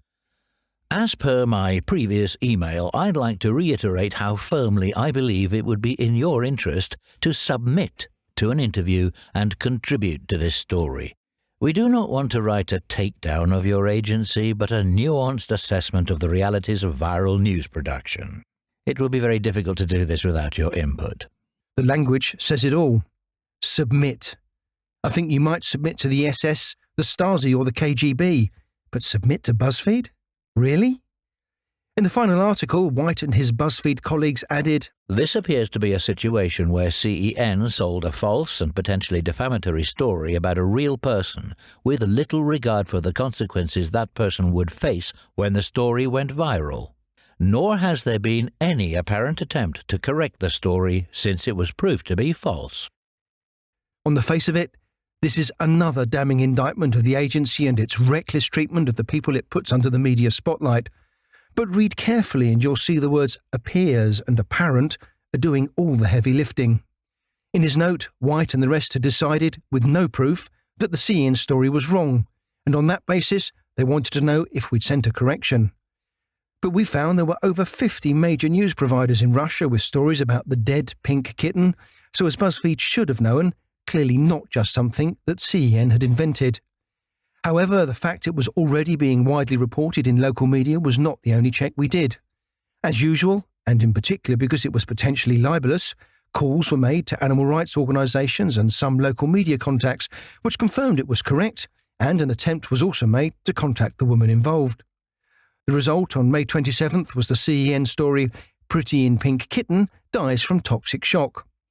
The story was already setting the agenda in Russia, so we didn't make it up. All we did was put it on the international stage. And when Lenina claimed that the cat was still alive, we reported that too, fulsomely in the second follow-up story. So in summary, CEN didn't make it up. It was already widely out in Russian media. As soon as there was doubt, however unbelievable, CEN had put out a follow-up response to the story, including the claims by the actress. With no complaint from Elena to either the agency or any of its customers, it seemed that there was very little need to doubt that the animal was indeed dead. Elena clearly didn't see the need to take it further, and why would she? Of course, if BuzzFeed wanted to know for certain, they could have asked her directly if the kitten was alive or dead, but that would be dangerously close to real journalism, not their style at all. When Alan White, who'd found the debunking and copied it over, was quizzed during his deposition, he downgraded the story to suggesting the kitten was dead. Like a bizarre Monty Python sketch, the exchange with White went as follows. So the CEN story, in your view, asserted that the kitten was dead? At the very least, or as I recall, it heavily implied that that was the case. So in the next paragraph where it says the kitten was not dead, what evidence are you aware of that the kitten was not dead? The fact that she was posting pictures of it on her Twitter account. And are you aware that there's some controversy over whether it was the same kitten? I'm aware of that. Are you aware that CEN put forward a story containing Miss Lenina's assertion that the kitten was not dead? I'm aware that a subsequent story was published, yes. Is there something wrong with that in your view? The CEN story?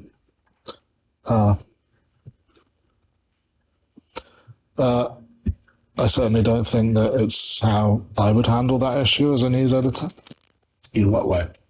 Well, the likelihood based on the facts as they exist is that you have defamed her. So I would look to be putting out a correction, or at the very least a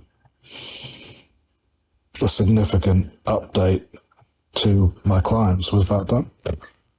What you're saying is that in addition to a follow-up story, including her position, you would also issue an alert with respect to the previous story? Well, we operate a different business, but if I had published a story asserting that the kitten was dead, then a significant update would be made to the story that we'd published. That's all I can say.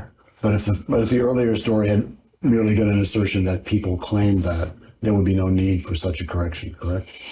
It would depend on the way the story had been framed, and potentially what the legal team had made of it prior to publication. Bed and Bawdy. The case of the Chinese backpacker looking for boyfriends to fund her trip around the country in exchange for the pleasure of her company and a night of passion was another story that CEN wrote that was targeted by Buzzfeed. Under the headline Bed and Board, our original story went as follows. A 19-year-old girl who's funding an epic trip across China by offering to bed a different man in every city she stops in has created a sensation on the country's social networking site Weibo. The girl, named by some Weibo users as Ju Peng from the eastern city of Shanghai, had posted an online ad looking for temporary boyfriends who must be good-looking, under 30, taller than 1.75 metres, and, of course, rich. Ju says, they will fund my transport to their city and all my expenses while I'm there, and they need to be generous. In return, they get a whole night with me, my undivided attention, and a chance to show themselves off in the company of a truly beautiful girl. Ju says she's already travelled all over eastern China this way and wants to see the rest of the country, but doesn't have enough money to fund it herself. She said, it's sort of like hitchhiking. It's nothing to be ashamed of. But critics say the deal is nothing but prostitution and have called for the ad to be taken down. One Weibo user, Hin Stao, said, if she was taking cash, we'd all know what to call her. This is a disgusting way to carry on. This story had appeared in almost every Chinese newspaper. So again, it was not a story that CEN made up. CEN was, however, one of the first to report the original story in the English language media landscape, and we made it go viral. Once it was clear it was a PR stunt, we did an update. In fact, when CEN discovered it had been a very well orchestrated con that had also fooled most mainstream Chinese media, CEN sent out not just one, but 2 updates. In terms of checking a tabloid news story like this, apart from speaking to the girl herself and the company that sent the press release, you can't really do much more than that. The fact that the firm had made the story up to attract publicity is nothing that CEN, as a foreign agency, could have easily known about, especially if local media didn't uncover the scam either. The managers said it was true, and it was reproduced in good faith as such. The next day, when the truth was found out, as mentioned above, CEN sent out an update which revealed it was a PR stunt. When BuzzFeed's in-house debunking expert Silverman was asked about the story, he admitted CEN hadn't faked it. The next story talks about a Chinese woman who was offering sex in exchange for helping her travel. Did you investigate that story? No. Do you know whether that story was in fact a well-publicized hoax in China? My understanding is that it was a hoax, yes. Not perpetrated by CEN, correct? Correct. But unlike CEN, BuzzFeed never published a correction to its article or a significant update to put the record straight. Sashimi tapeworm. On 24th of September 2014, CEN published a story that quickly went viral, Sashimi fan infected with parasites. It centred on a Chinese man who went to the doctor complaining of a stomachache and itchy skin and found that his entire body had been infected with tapeworm parasites after eating too much sashimi. BuzzFeed's claim that this was fake was based on assumptions made by another media organisation that, under even the slightest scrutiny, have no relationship to hard facts and no basis in medical knowledge. Even worse, when the CEN version was initially published and went viral around the world, BuzzFeed liked it so much that they again, as with the Lonely Cabbages, did their own version. Of course, this didn't stop the high-minded beacon of truth, Alan White, shamelessly copying out the CEN story from a client and posting it onto the BuzzFeed site the next day without a moment of concern about its accuracy. He later updated it to say it seems it was a fake. It appears he didn't ask himself the same question he was asking everyone else as to why they published an allegedly fake story in the first place. But was it even fake? The CEN reporter found the story on numerous sites in China before writing an English version. All these locations still cite sashimi as the cause and used the same pictures as CEN, which was supplied to the media by the hospital concerned. Our team also looked at broadcast media reports that BuzzFeed would have found it impossible to process. Once again, during depositions, the self-styled media fakes expert Silverman was left struggling to justify their repetition of these claims, as yet again he hadn't done any original research. Silverman, who is the author of Lies, Damned Lies and Viral Content, wriggled like a fish on a hook. Would you agree that the X-ray photos of two different victims of the same disease that causes multiple cysts to develop in the chest area would have X-ray photos that look similar? Potentially, yes. So do you see any reason to, based on the similarity of the two X-ray photos, to suggest that a story has been fabricated? I don't see any claim that the story was fabricated. I also didn't look into this one, so I can't give as much information about it. What is your understanding of what your story alleges with respect to the sashimi story? My understanding is that the story is saying that the images don't appear to match the story that was sold.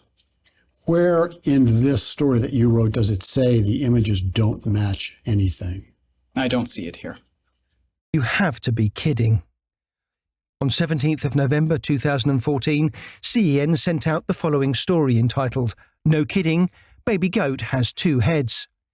The story continued, Chinese farmer Zhu Jingqiu, aged 43, was not kidding when he said his goat had given birth to a kid with two heads. Incredulous neighbours who turned up to see the spectacular mutant discovered that the baby goat did indeed have two heads, albeit with just 2 ears and 3 eyes, and they predicted that the hideous-looking creature wouldn't live long. Zhu said, "They told me to leave it to die, but I just couldn't do that. I asked the vet and he said it wouldn't live long either, but the mother didn't reject it, and I gave it a bit of extra milk occasionally, and instead of dying, it seemed to do pretty well.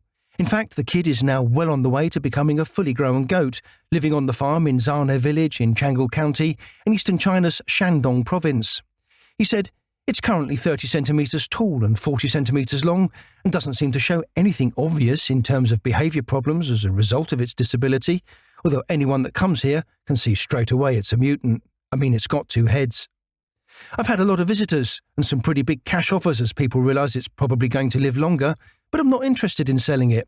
Maybe later, but for now, it's fun to have it around."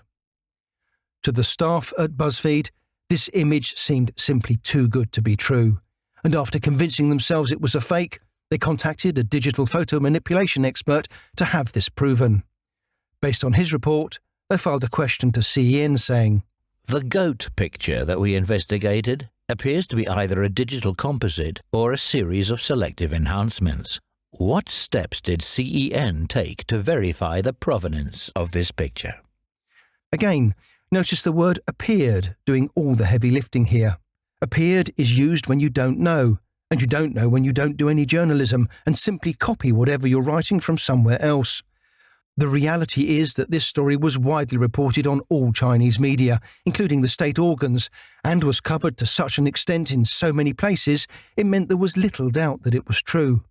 Although CEN did not speak to the farmer because he was from a remote location, the agency was lucky enough to see several TV reports with video to confirm it was correct. There was also an interview with the farmer that provided the quotes on the story we eventually shared.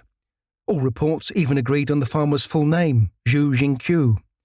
Once again, therefore, it seems there's nothing to suggest that the CEN story was fake, that the pictures were fake, or to prove that any of the details were made up.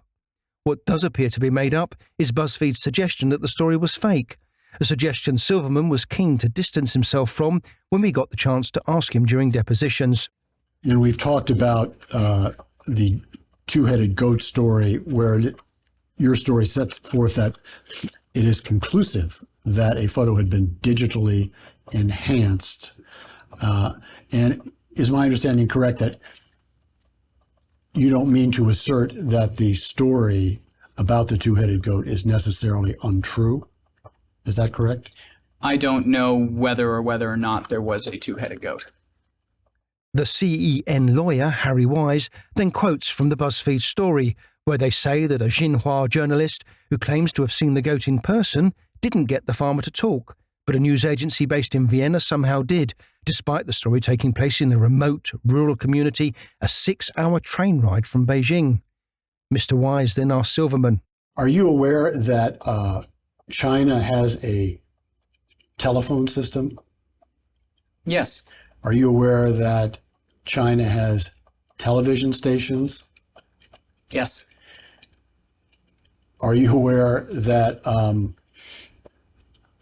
strike that, at the time this story, your story, was published, did you know that CEN had bilingual reporters working for it on stories out of China? I wasn't aware of that. We returned to the same subject again later in Silverman's deposition. Lastly, on this area, the next paragraph down, the last sentence, where you say, somehow CEN managed to get names, comma, ages, comma, and a quote from the scene, comma, in spite of the distance and language barriers. That was written at a time when you didn't know that CEN had a reporter who speaks Chinese and English reporting from China, correct? I don't know today whether that's the case. But you certainly didn't know that then. Is that true? I wasn't aware of any people they had who were based in China. Right. Having a person based in China who was bilingual might explain how CEN managed to do these things, might it not? It might. That innocent ingenue, BuzzFeed's investigation head Heidi Blake, had also been baffled by the invention of the television. It emerged in her deposition. So there's nothing in that language at the bottom of page 10 and the top of page 11 suggesting that anybody tried and failed to get the farmer to talk, is there? In that language seems to me just to say that there was scant information, scant quotes, and then clearly the paragraph you read to me previously about the Xinhua journalist who claims to have seen the goat in person didn't get the farmer to talk. It doesn't say whether that journalist tried or not. It just says that they didn't get the farmer to talk. Now, do you agree that it's possible to get a quote from a story by seeing someone talking about the story on television? Objection. What was that? Objection. Not before the mess.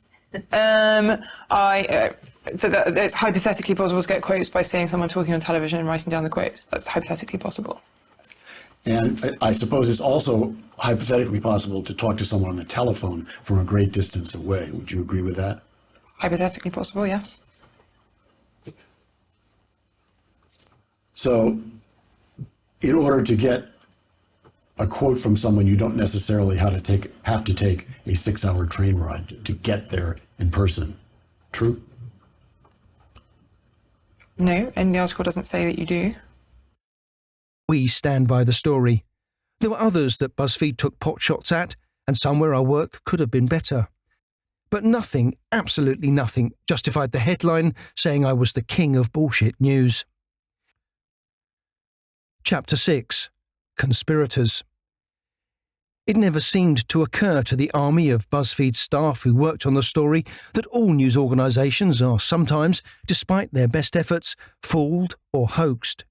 It was something Ben Smith was forced to admit when he was put under oath. Since you've been editor-in-chief at BuzzFeed, has BuzzFeed ever published a story that turned out to be a hoax? Yes. When, for the first time, did that occur since you've come to BuzzFeed? Objection to the question. I can't recall the first time. It's a hazard of doing journalism, and always has been. Can you recall the second time? You know, it's something that has happened to every reporter through their career occasionally. And, you know, whenever we are essentially tricked by a source, we correct very fully and clearly as quickly as we can. And that's always been, you know, our practice, and that's good journalistic practice.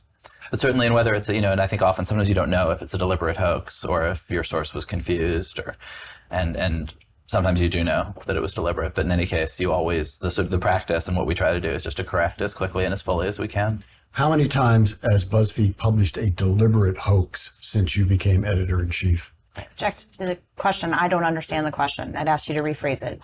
Has BuzzFeed published, who's the deliberate hoaxer? I'd ask you to rephrase the question. Yes, Can you rephrase the question? I'm not rephrasing the question. we have never deliberately published a hoax. Have you published a story that you later learned was a deliberate hoax by someone else? Yes. How many times has that occurred since you become an editor at BuzzFeed? I don't have a specific number. What's your best recollection? I don't really have a specific number. Tell me about any instance in which that occurred.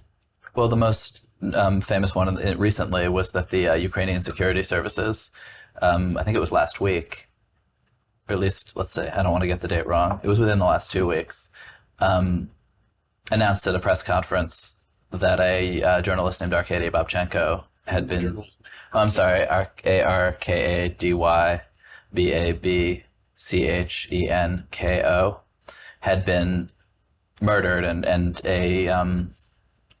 in fact a alleged video of his photograph of his dead body circulated on social media, and they then revealed that in fact it had been a police that was false, that he was alive, and that it was a police operation aimed at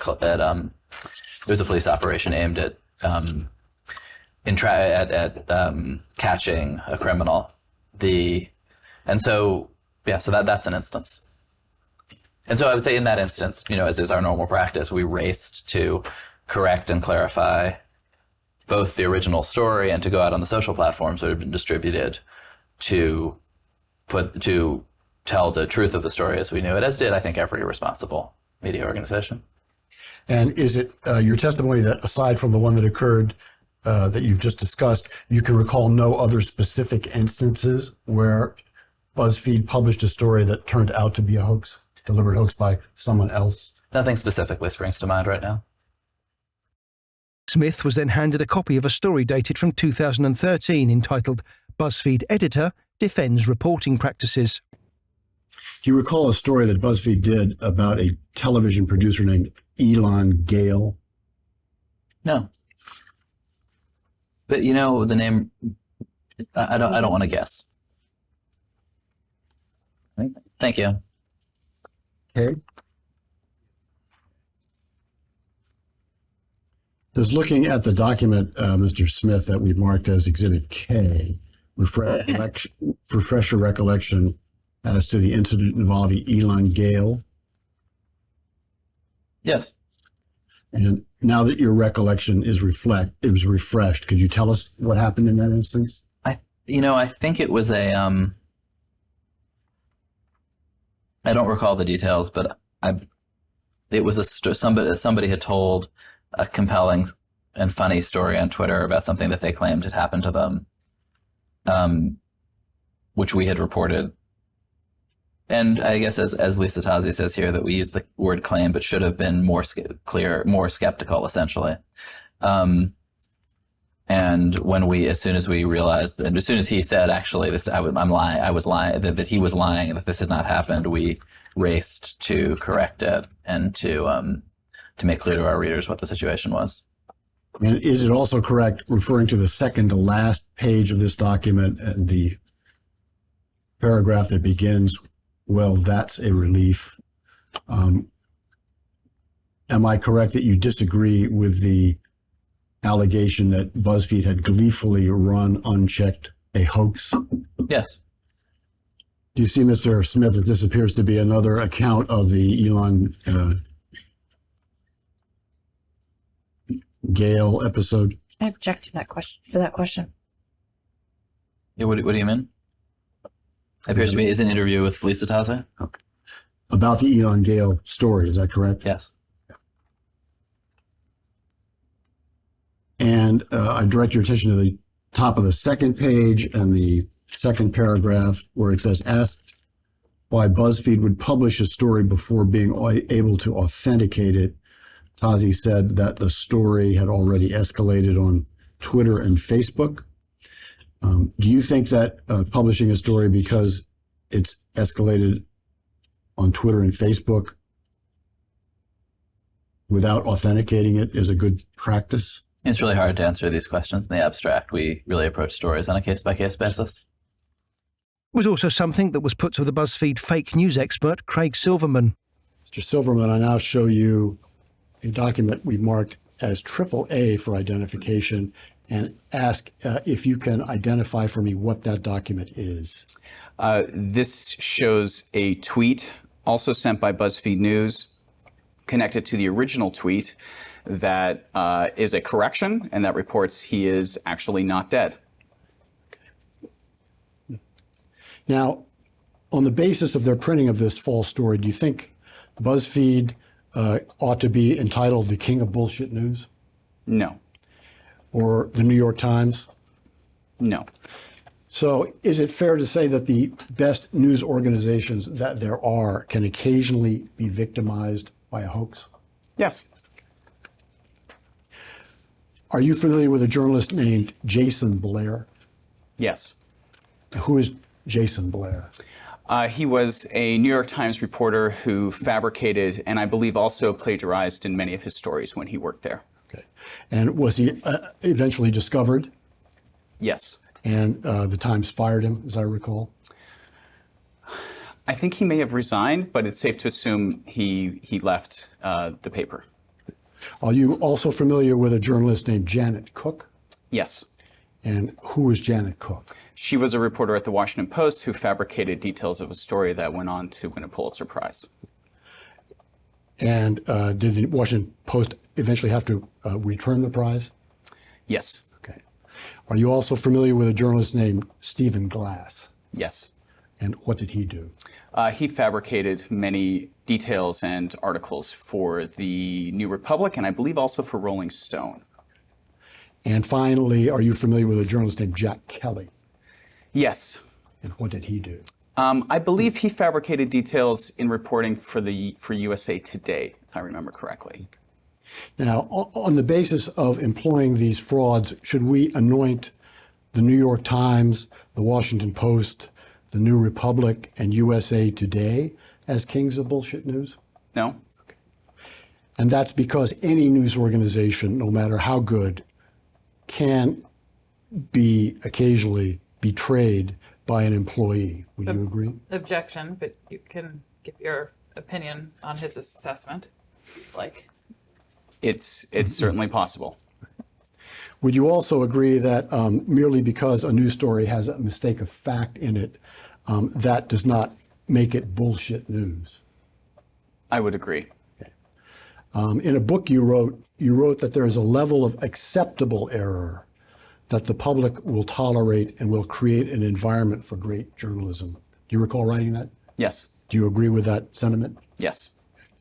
And in the same book, you quote, I believe approvingly, an academic journalism specialist named Philip Meyer as saying, quote, a newspaper with zero level of factual errors is a newspaper that is missing deadline, taking too few risks, or both.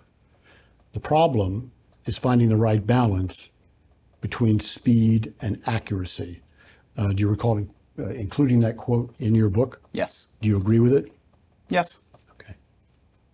And finally, what you said, I believe in the same book, is the public has a capacity for forgiveness for an error that, for example, was printed as a result of erroneous information supplied by the police department.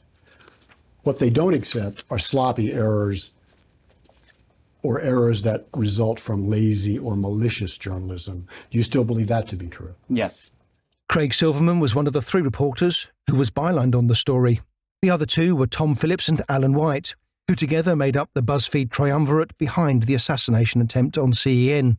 I've left most of the others out of this narrative and take only a brief look at the vast amount of information I found about all three of the above, as even this is damning enough. Starting off with Silverman. Heidi Blake described him as possibly the world's foremost expert on fake news on the basis of his work, and praised his use of some sort of digital whiz-kiddery to debunk stories.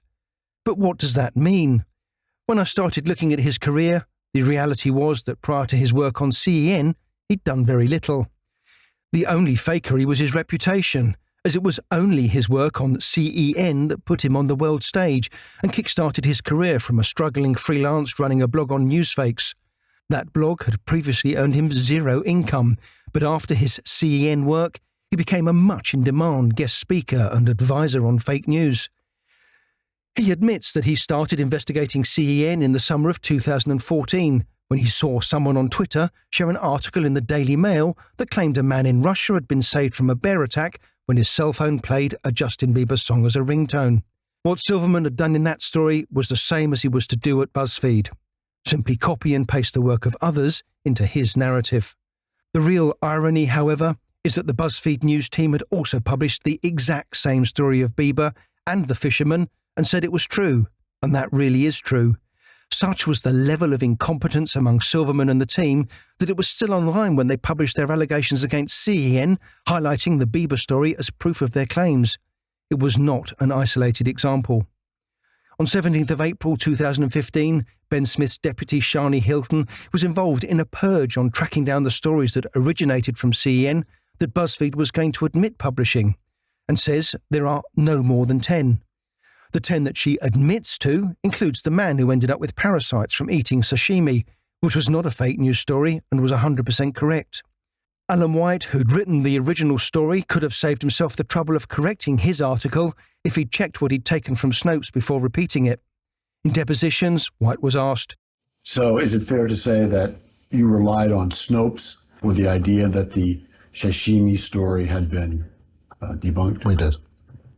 And didn't do any further research into whether that was true or false? We did not. Yet despite the lack of research, Alan White still wanted to defend the Snopes report. Referring now to the first paragraph of text on that page, where it appears to say that X-ray photos of the alleged victim were similar to those included in a case report. Does it surprise you that the X-rays of someone with a disease would be similar to the X-rays of someone else who had the same disease? No, it doesn't. Do you think that the similarity of the X-rays would be sufficient to conclude that a story was a phony? I think it would raise severe doubts. Severe doubts.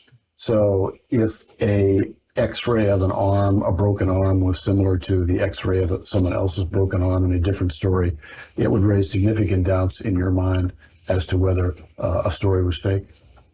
I think the situation's a little more complex than that because it would depend on how the arm was broken or where the break took place or so on. Do you know what the disease disseminated cysticercosis is? I believe it's sort of internal wheals from the parasite. Right, and they are distributed throughout the body, correct? That's what disseminated means? Mm-hmm. So they're all over the place? Mm-hmm. So doesn't that suggest to you that two X-rays would be quite similar if they're showing the same disease? I think it's a possibility. I find it hard to imagine that Snopes wouldn't take that into account given their track record. I see. So you're assuming that Snopes perhaps had something else? In this instance, I did. But you don't know what that is? I don't.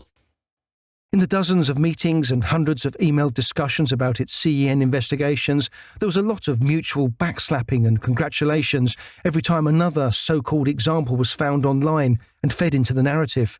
Yet never at any point did anyone that I can see ever ask themselves, but is it true?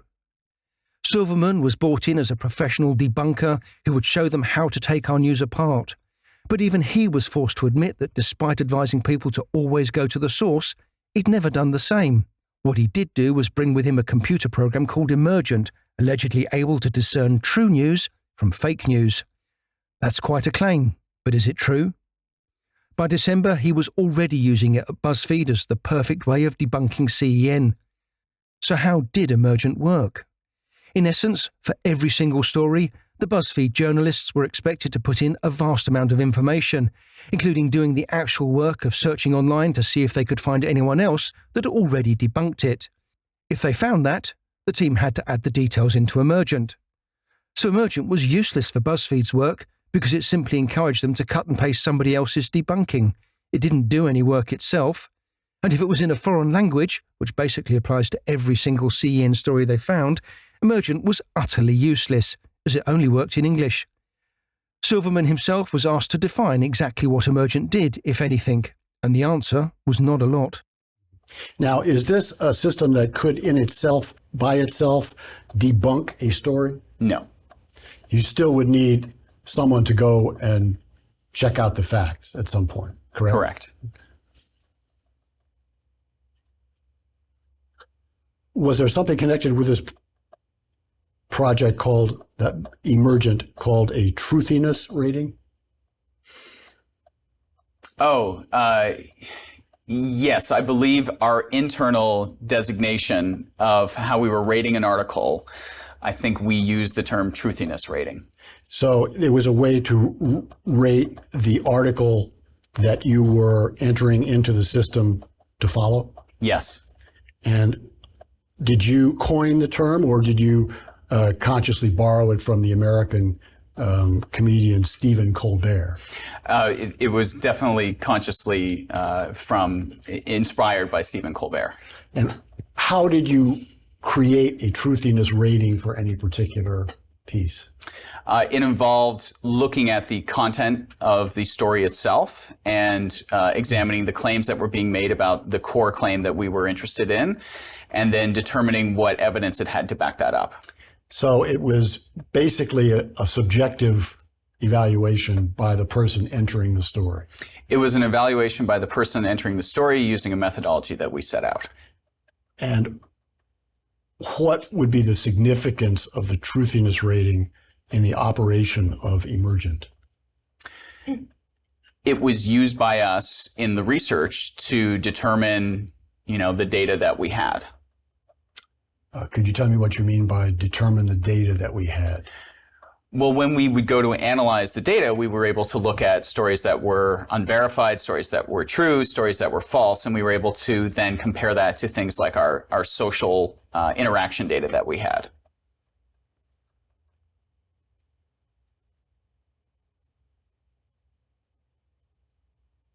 I confess I'm still not clear about how the truthiness rating worked.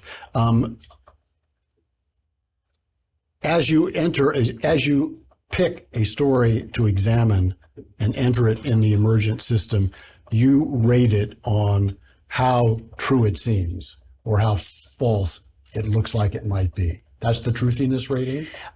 So my recollection of it was actually initially more about how the story itself was treating the claim. So if, for example, the headline of an article said, made a claim about something and then attributed it to officials or attributed it to reports, then we rated that as kind of repeating the claim. It was them not necessarily endorsing it directly. It was them sort of propagating it with attribution. If they did not add particular attribution, then they were stating that claim as true. If they had a headline that was clearly labeling it as false, then they were labeling it as false. So it was more a reflection of how the article in question was dealing with the claim. So it was more relevant to the nature of the article than the subjective judgment of the person entering the article into the system as to how true or false it was? That's correct, yes. Has Emergent become a successful commercial product? No. What is the status of Emergent at the present time? The website is still active, but it is dormant. It's not being updated. Alan White, in his deposition, also admitted that the tool that was supposed to salvage their investigation and provide them with real facts didn't actually work. Referring back to a testimony about Craig Silverman, are you familiar with a product that he created called Emergent? I am familiar. What is Emergent? It was a tool that he created to verify viral news. The purpose was for people to be able to input stories into the system, and then the system's users could chip in with marks either proving or disproving the stories. So was it a website? Yes. And people, strike that. Was it used in connection with preparing the story? Yes. Did it work? No. So what definitely seems to be emerging is that Emergent was as much use as a chocolate teapot. Towards the end of the project, the Buzzfeed investigations team had given up on Emergent and moved to use Excel, but they still weren't doing any research. Instead, as disclosure revealed, they were relying on a gut-feeling light system as to whether the stories could be exposed as fakes, which, whatever that may be, it still isn't journalism. Alan White explained it at his deposition. What is a light system? So a traffic light system of, I'm not sure quite how the colours correspond, but say, for example, red is debunked, amber is unclear, and green is true. We adopted something similar in our spreadsheet of stories that we were looking at. I see. So the light system is not general at BuzzFeed, but was used on the preparation of the story? Correct. That's just an informal thing that the three of us. And in applying the light system to the stories you were looking at, was it simply a matter of subjective assessment of the story? Yes, I think that would be a fair reading. White then continued to undermine the story where, as mentioned earlier, they'd not only not meant to say that the news was fabricated, they'd also not meant to say that the quotes were fabricated. Now, when you say in terms of made-up vox pops from my stuff, it's going to be near impossible to ever get cast iron certainty. What did you mean? Well, I think it's reflected in the final text that we never said these quotes are fabricated. We merely said we're suspicious about them. And I believe that one of the reasons you said you were suspicious about them was that they were in colloquial English or idiomatic English. That was one reason. And what should they be in if you're translating into English from a foreign language? Well, I would suggest that the colloquialisms, in some cases, it's legitimate to translate into as close a representation of the words as possible, but we thought there were certain turns of phrases that wouldn't be used in the original language or anything like, and that raised doubts for us. Was one of them, do I recall, straight away? Potentially. And why would it not be likely that there was some Chinese term that was close enough to straight away to justify it being translated in that manner? That I don't know. What is wrong with a statement that reads like it's being spoken by someone interviewed on a London street? There's nothing wrong with it. It raises suspicions as to the provenance of the quote. Why does it raise suspicions as to the provenance of the quote? I wouldn't say in my experience it's common practice for quotes to be translated in quite such a colloquial way. Not when I've read them among other news agencies. There's no hard and fast rule with this, but that's my feeling. This summarises Alan White perfectly, because he failed to question enough, and when he was one of the few to raise legitimate concerns, he always bowed to louder colleagues and quickly stepped back into line. His main quality for his lead role in the BuzzFeed story was his desperation to get away from the day job of memes, and his naivety in assuming that this was the way to do it. It's not normally a quality that a journalist will need if he wants to go far, but in this equation, it was exactly what made him the perfect frontman for Project CEN. Someone else at pains to find any part of the story that he wrote was the third man, Tom Phillips, who graduated from Cambridge in 2001. Phillips claims to have bravely taken a stance against CEN's tabloid fakery when he was at Metro, albeit only once he was safe in his new job working at BuzzFeed. Phillips was the one to reveal the conspiracy of silence, and was to later remain strangely silent himself on any examples that proved that claim. So is it fair to say that at that time, you had some suspicions about where CEN was getting its stuff, but not what CEN was doing to it? My suspicion was that they were taking material from sources that they could or should have known to not be reliable. But not, at that time at least, making it up, in your view? Not in my view at the time, no. At some point in the preparation of the story, did you say that you were going to go back to the stories you did at Metro to see if you could trace some patterns back?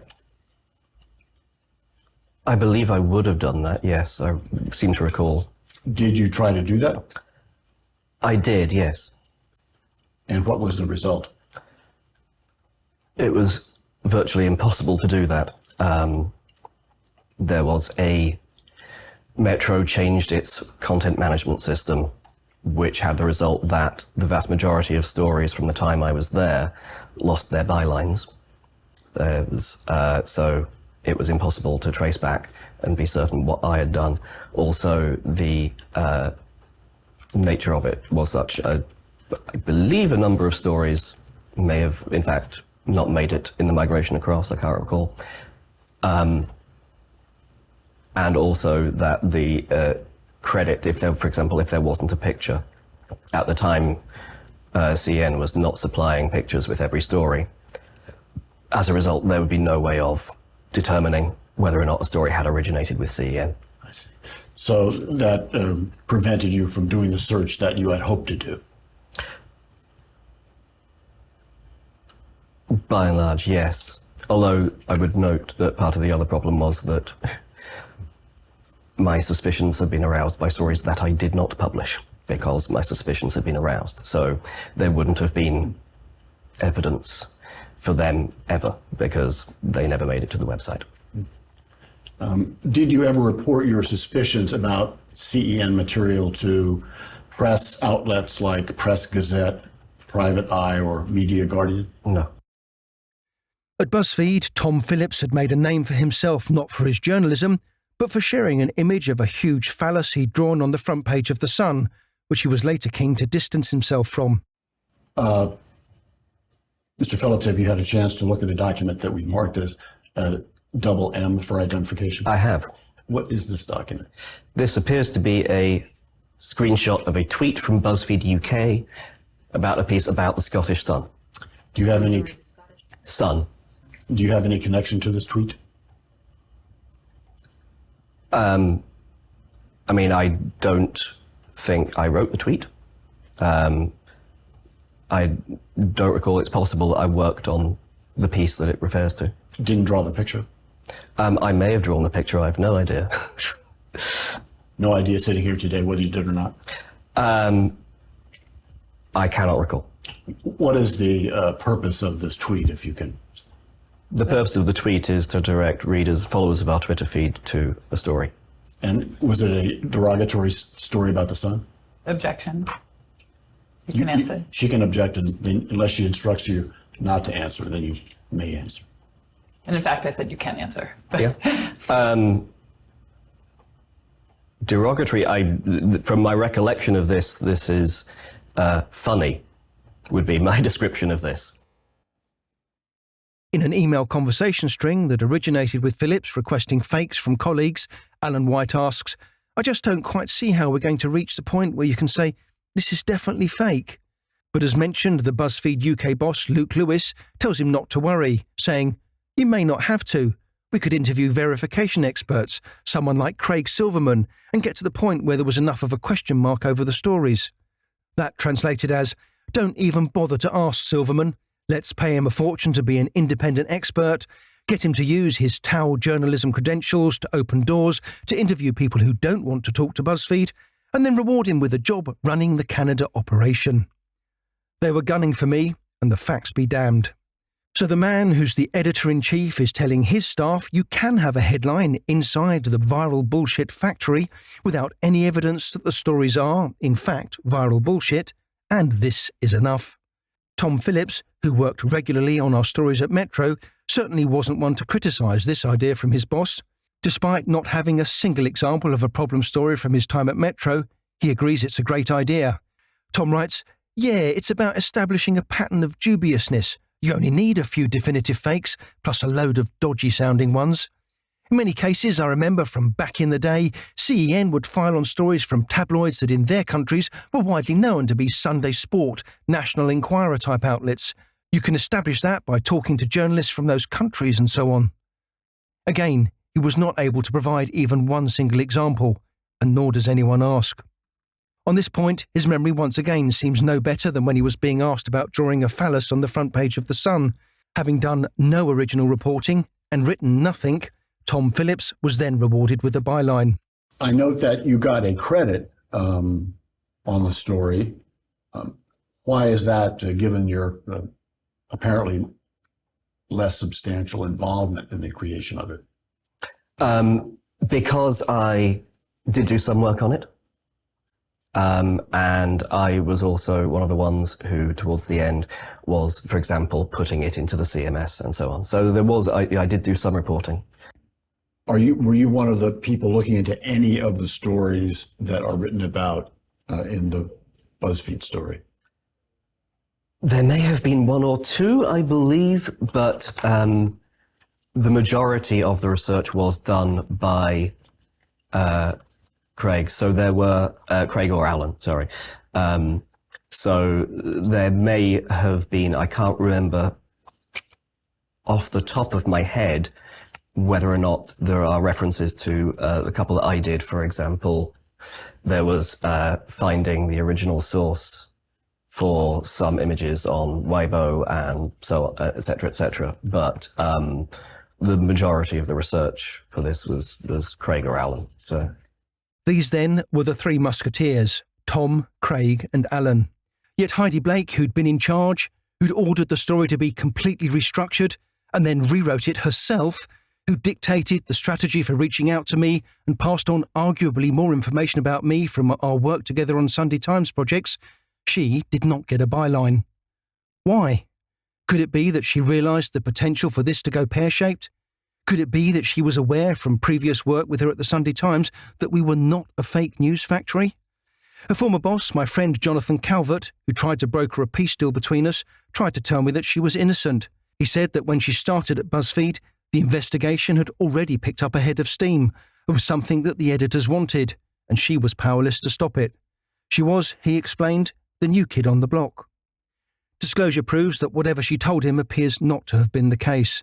She was intimately involved, and also intimately involved in keeping her name out of it. Only those naive enough not to realise the risk were keen to be named on BuzzFeed's first UK investigation. But I've also not mentioned the fact that while they were the three that were bylined, less visible, but nevertheless also bylined at the very bottom of the story, was their reporter, Tanya Chen. Thinking that she may have actually done some reporting, given that she was apparently Chinese, and most of the stories that they targeted were Chinese, poor Tanya was quizzed during depositions. Now, turning to the memo itself, beginning with the second page of this exhibit. At the bottom of the first page, Mr. Silverman seems to have a list of what he calls confirmed fake stories. And in that list is listed woman in KFC. Did you do any research to determine whether the story woman in KFC was a true story or a fake story? You're asking if I did any research? Yes. I recall a little bit. What did you do? I don't recall exactly. As stated before, I do recall making phone calls to KFC's press office. But you don't recall whether you were successful in reaching them? I can't say for sure. Do you recall whether it was ultimately determined that the woman in KFC story was fake or was true? I don't recall. Did you do any research that you recall concerning the story further down the list? Well, the next story in the list, actually, two-headed goat. I don't recall. Okay. And the next story down, Chinese woman offering sex for travel? I don't recall. Okay. And the next one down, labeled sashimi tapeworm? I don't recall.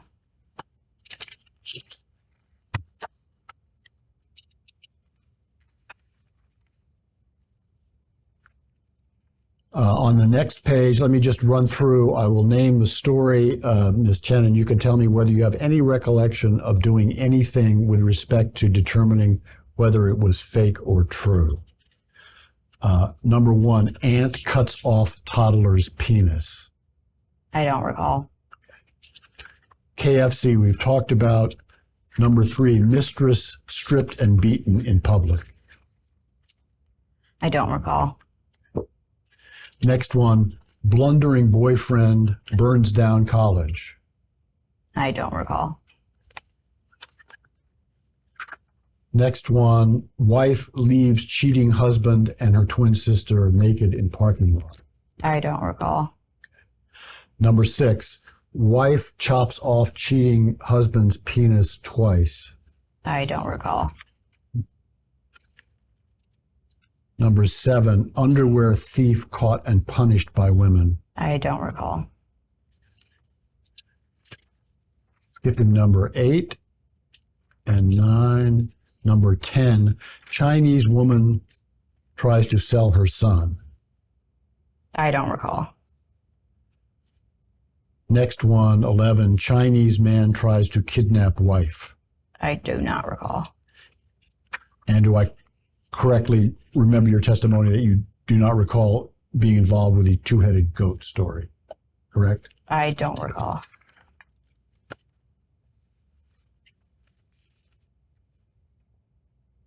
At the top of the third page of the document, the second page of the memo, the page numbered 1487, the third paragraph entitled Suspect Quotes. You'll note, Ms. Chen, that in the first dotted subpart of that, there's a parenthesis that says, Tanya, please fill in some examples of people/places form, I believe that should be from, stories you looked at. Are these places in Google Maps? Do they have any local media we can find online, etc.? Do you recall doing anything in response to that request? I don't recall. Even by Buzzfeed's high standards of forgetfulness, that's an impressive display of instant Alzheimer's. The mystery deepens when it was revealed she didn't actually read Chinese either, and had only a rudimentary understanding of it in a spoken form. But she explained here that she did have a cousin in China that she'd reached out to for the investigation. So that's all right then. Then you say you have a cousin who you can reach out to. Is that a cousin who lives in China? Yes. Did you, is that a male or female? Male. Did you reach out to him to do anything with respect to the CEN story? To this CN story? To the CEN story about, to the Buzzfeed story about CEN? So in general on this? Yes, on the story. Yes. What did he do with respect to the story? I don't recall exactly.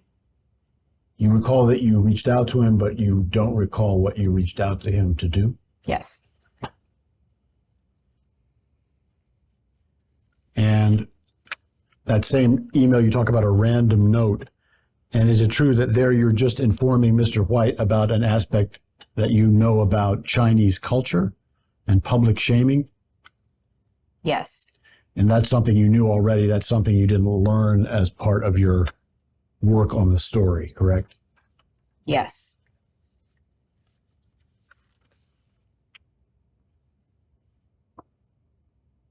Where does your cousin live in China? He's moved. I have no idea exactly where he lives now. Where did he live when you contacted him with respect to the CEN story? I can't say exactly where he lived at that time, but he's from the southeast region, sorry. What does he do for a living? I don't know what he does right now. What did he do at the time you contacted him about the CEN story? I believe he was in school. At what level was he in school? I don't know. Was he in college? I believe. You think he was in college? Do you know where he was in college? No. And then moving to the first page of this email, Ms. Chen, at the bottom, is that an email that you received from Mr. White on January 30th of 2015? Yes.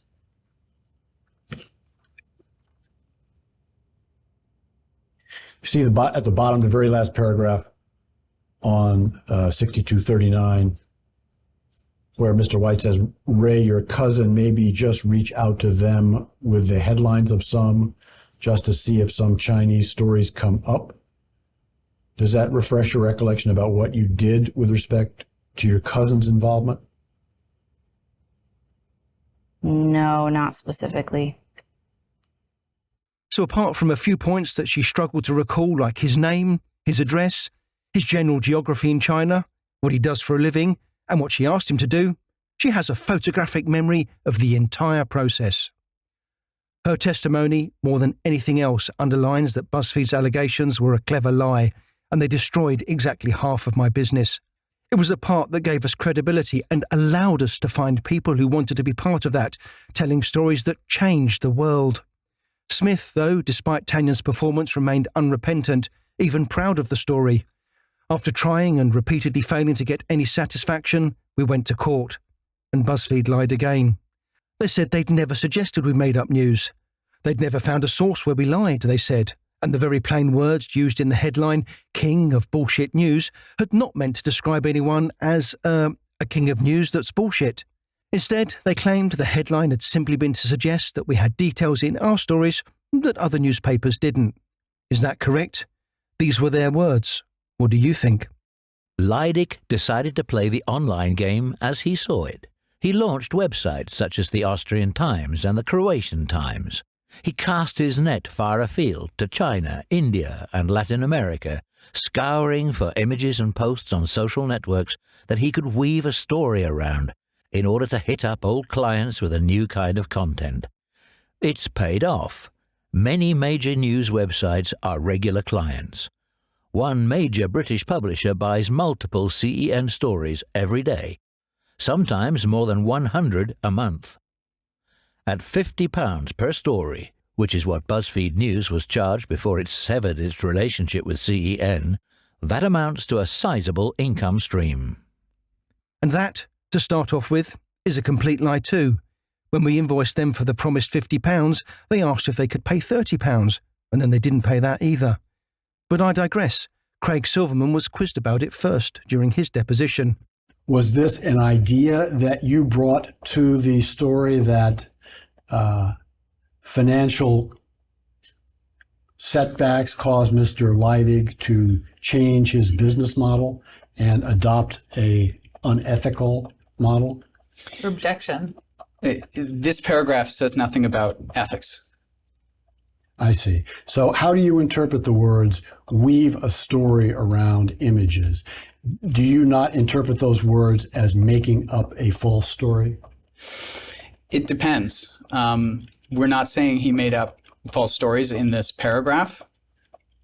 What is your understanding of what you meant, or BuzzFeed meant, by, quote, weave a story around images or posts?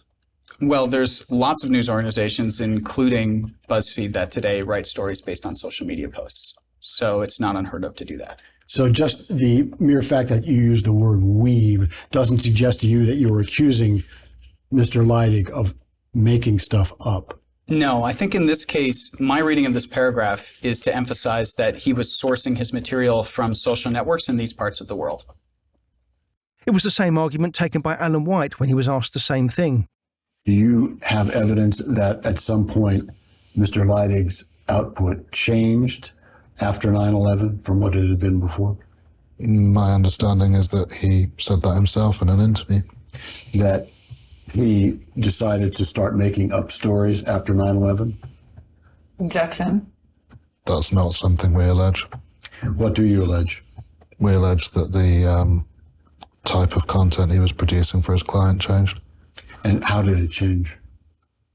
As described in the paragraph beginning, so it appears.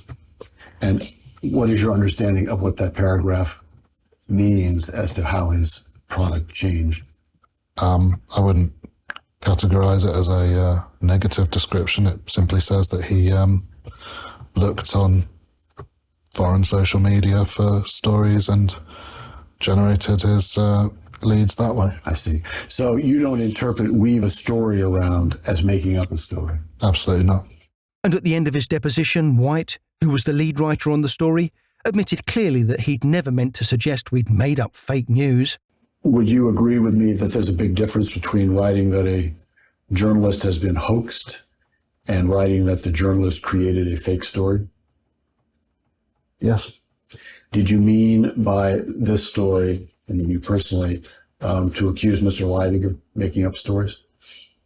No, I meant to raise the possibility that he'd made up details, which I did with him in the right of reply, and I never got a significant response.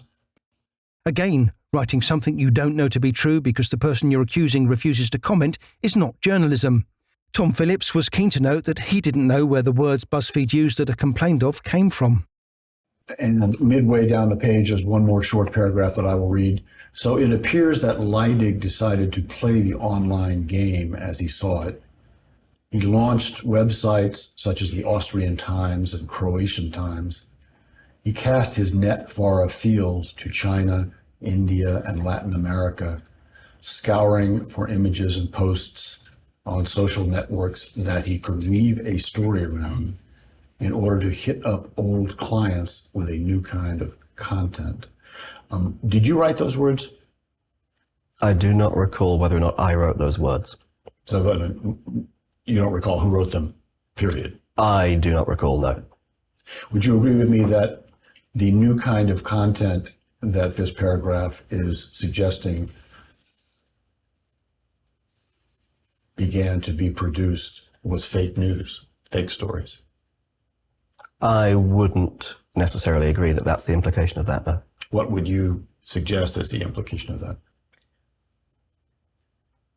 I believe, as this is in the section that describes the evolution of CEN, I believe that we're talking about the change in the approach from rewriting from news sources in Central and Eastern Europe to sourcing directly from social networks. I see. So it's merely different sources for CEN stories, not a different kind of story, namely made up. I mean, I don't think that implication is inherent there. Do you think the implication is inherent in King of Bullshit News? Well, what implication is inherent in King of Bullshit News? That Mr. Leidig creates fake stories and his company, CEN. I think that the implication of the King of Bullshit News is that they are questionable and reckless with regard to truth. Would you agree with me that the implication of King suggests that Mr. Leidig and CEN produce more of this content than anyone else? No. What is the implication in your view of the word king in the headline? It is that it is a major source, and that Mr. Leidig has a degree of control over his output, basically. And finally, Ben Smith is also clear that they didn't mean making a story up. And again, there's one paragraph on this page that I'll read into the record. So it appears that Leidig decided to play the online game, comma, as he saw it, period. He launched websites such as the Austrian Times and Croatian Times. He cast his net far afield to China, India, and Latin America, scouring for images and posts on social networks that he could weave a story around in order to hit up old clients with a new kind of content. Is there any doubt in your mind, sir, that the phrase weave a story around indicates that you are charging Mr. Leidy with making up false and fake stories? I object to that question. I don't believe that's what this paragraph says. What does this paragraph say? This paragraph says, so it appears that Leidig decided to play the online game as he saw it. He launched websites such as the Austrian Times and Croatian Times. He cast his net far afield to China, India, and Latin America, scouring for images and posts on social networks that he could weave a story around in order to hit up old clients with a new kind of content. And what does it mean by weave a story around? Well, I mean, I think, we try to write in very specific and clear language, and it means weave a story. Like, it just means what it says here. We try to be careful and accurate. And so I think it doesn't make sense for me to try to put different words to the words that we've written very clearly here. Well, you know what the word weave means, do you not? Yes. Okay. And you know what the word story means, do you not? Yes. Okay. Now, in this sentence, do those two words indicate to you make up a story that's not true? Object to the question, Harry. What does it matter what's in his head? It's not a lawsuit about what's in Ben Smith's head. This is a waste of our time. You can answer the question. No. What does it mean? It means that he's scouring for. I mean, it means what it says. Of course it does. Everything does, doesn't it? That seems like a whole other conversation. What you've heard here is just 60 pages of what is a 460-page magnus opus detailing the activities of Buzzfeed, its staff and its partners in creation of the story about me, its consequences and the wider implications for the media landscape. I knew that if I were to publish all 460 pages, it would most likely not be read, even though much of the information contained there is even more damning than what's presented here. But no more is needed. The objective was to show that we never were a fake news factory and that we never took money to write anything that wasn't true, unlike BuzzFeed. We never had advertisers or even investors, and more importantly, all the money that we earned, even from selling viral content that not everybody likes, was used to do journalism. Anything that was earned in that time since the BuzzFeed report was out was used to keep the business alive, to fight the BuzzFeed allegations, and to create something new to ensure a model for journalism that's sustainable and scalable. It's also to make sure that it's something nobody else has to go through. The enormous devastation an unfounded allegation of running a fake news factory can create. Nothing worth having is easy to get, and the journey here has come at a heavy price, but one almost worth paying, given the potential for change at the end. I was, in any case, in part compensated by getting the chance to work on a story like this. Either way, I've done what I can. What happens now is out of my hands. If NewsX fulfills its potential as a global publisher, it will have journalism to keep it in check. If the world rejects the idea, I believe we've taken the first step to correct the wrong direction things have taken. Even if NewsX doesn't go further, I hope it'll still influence what's to come with the revelations here about the forces that shaped it. I shared the full version of this book with a few people before publication, with one young journalist in particular reading it cover to cover and emerging full of the potential for a new beginning. She told me, "I really like it. It gives back a lot of what we've lost. It could really make a difference." She then paused, before adding, "But what if nobody believes it?" I replied simply, "Somebody already does." The end. And a beginning. If you want to be a part of NewsX and enjoy a future together, simply sign up on their website, newsx.media. If you need the spotlight of their reporting, be sure that you will be hearing from them and can rely on their journalism. You've been listening to The King of Bullshit News, narrated by the author, Michael Leidig, and produced by Andrew Golder,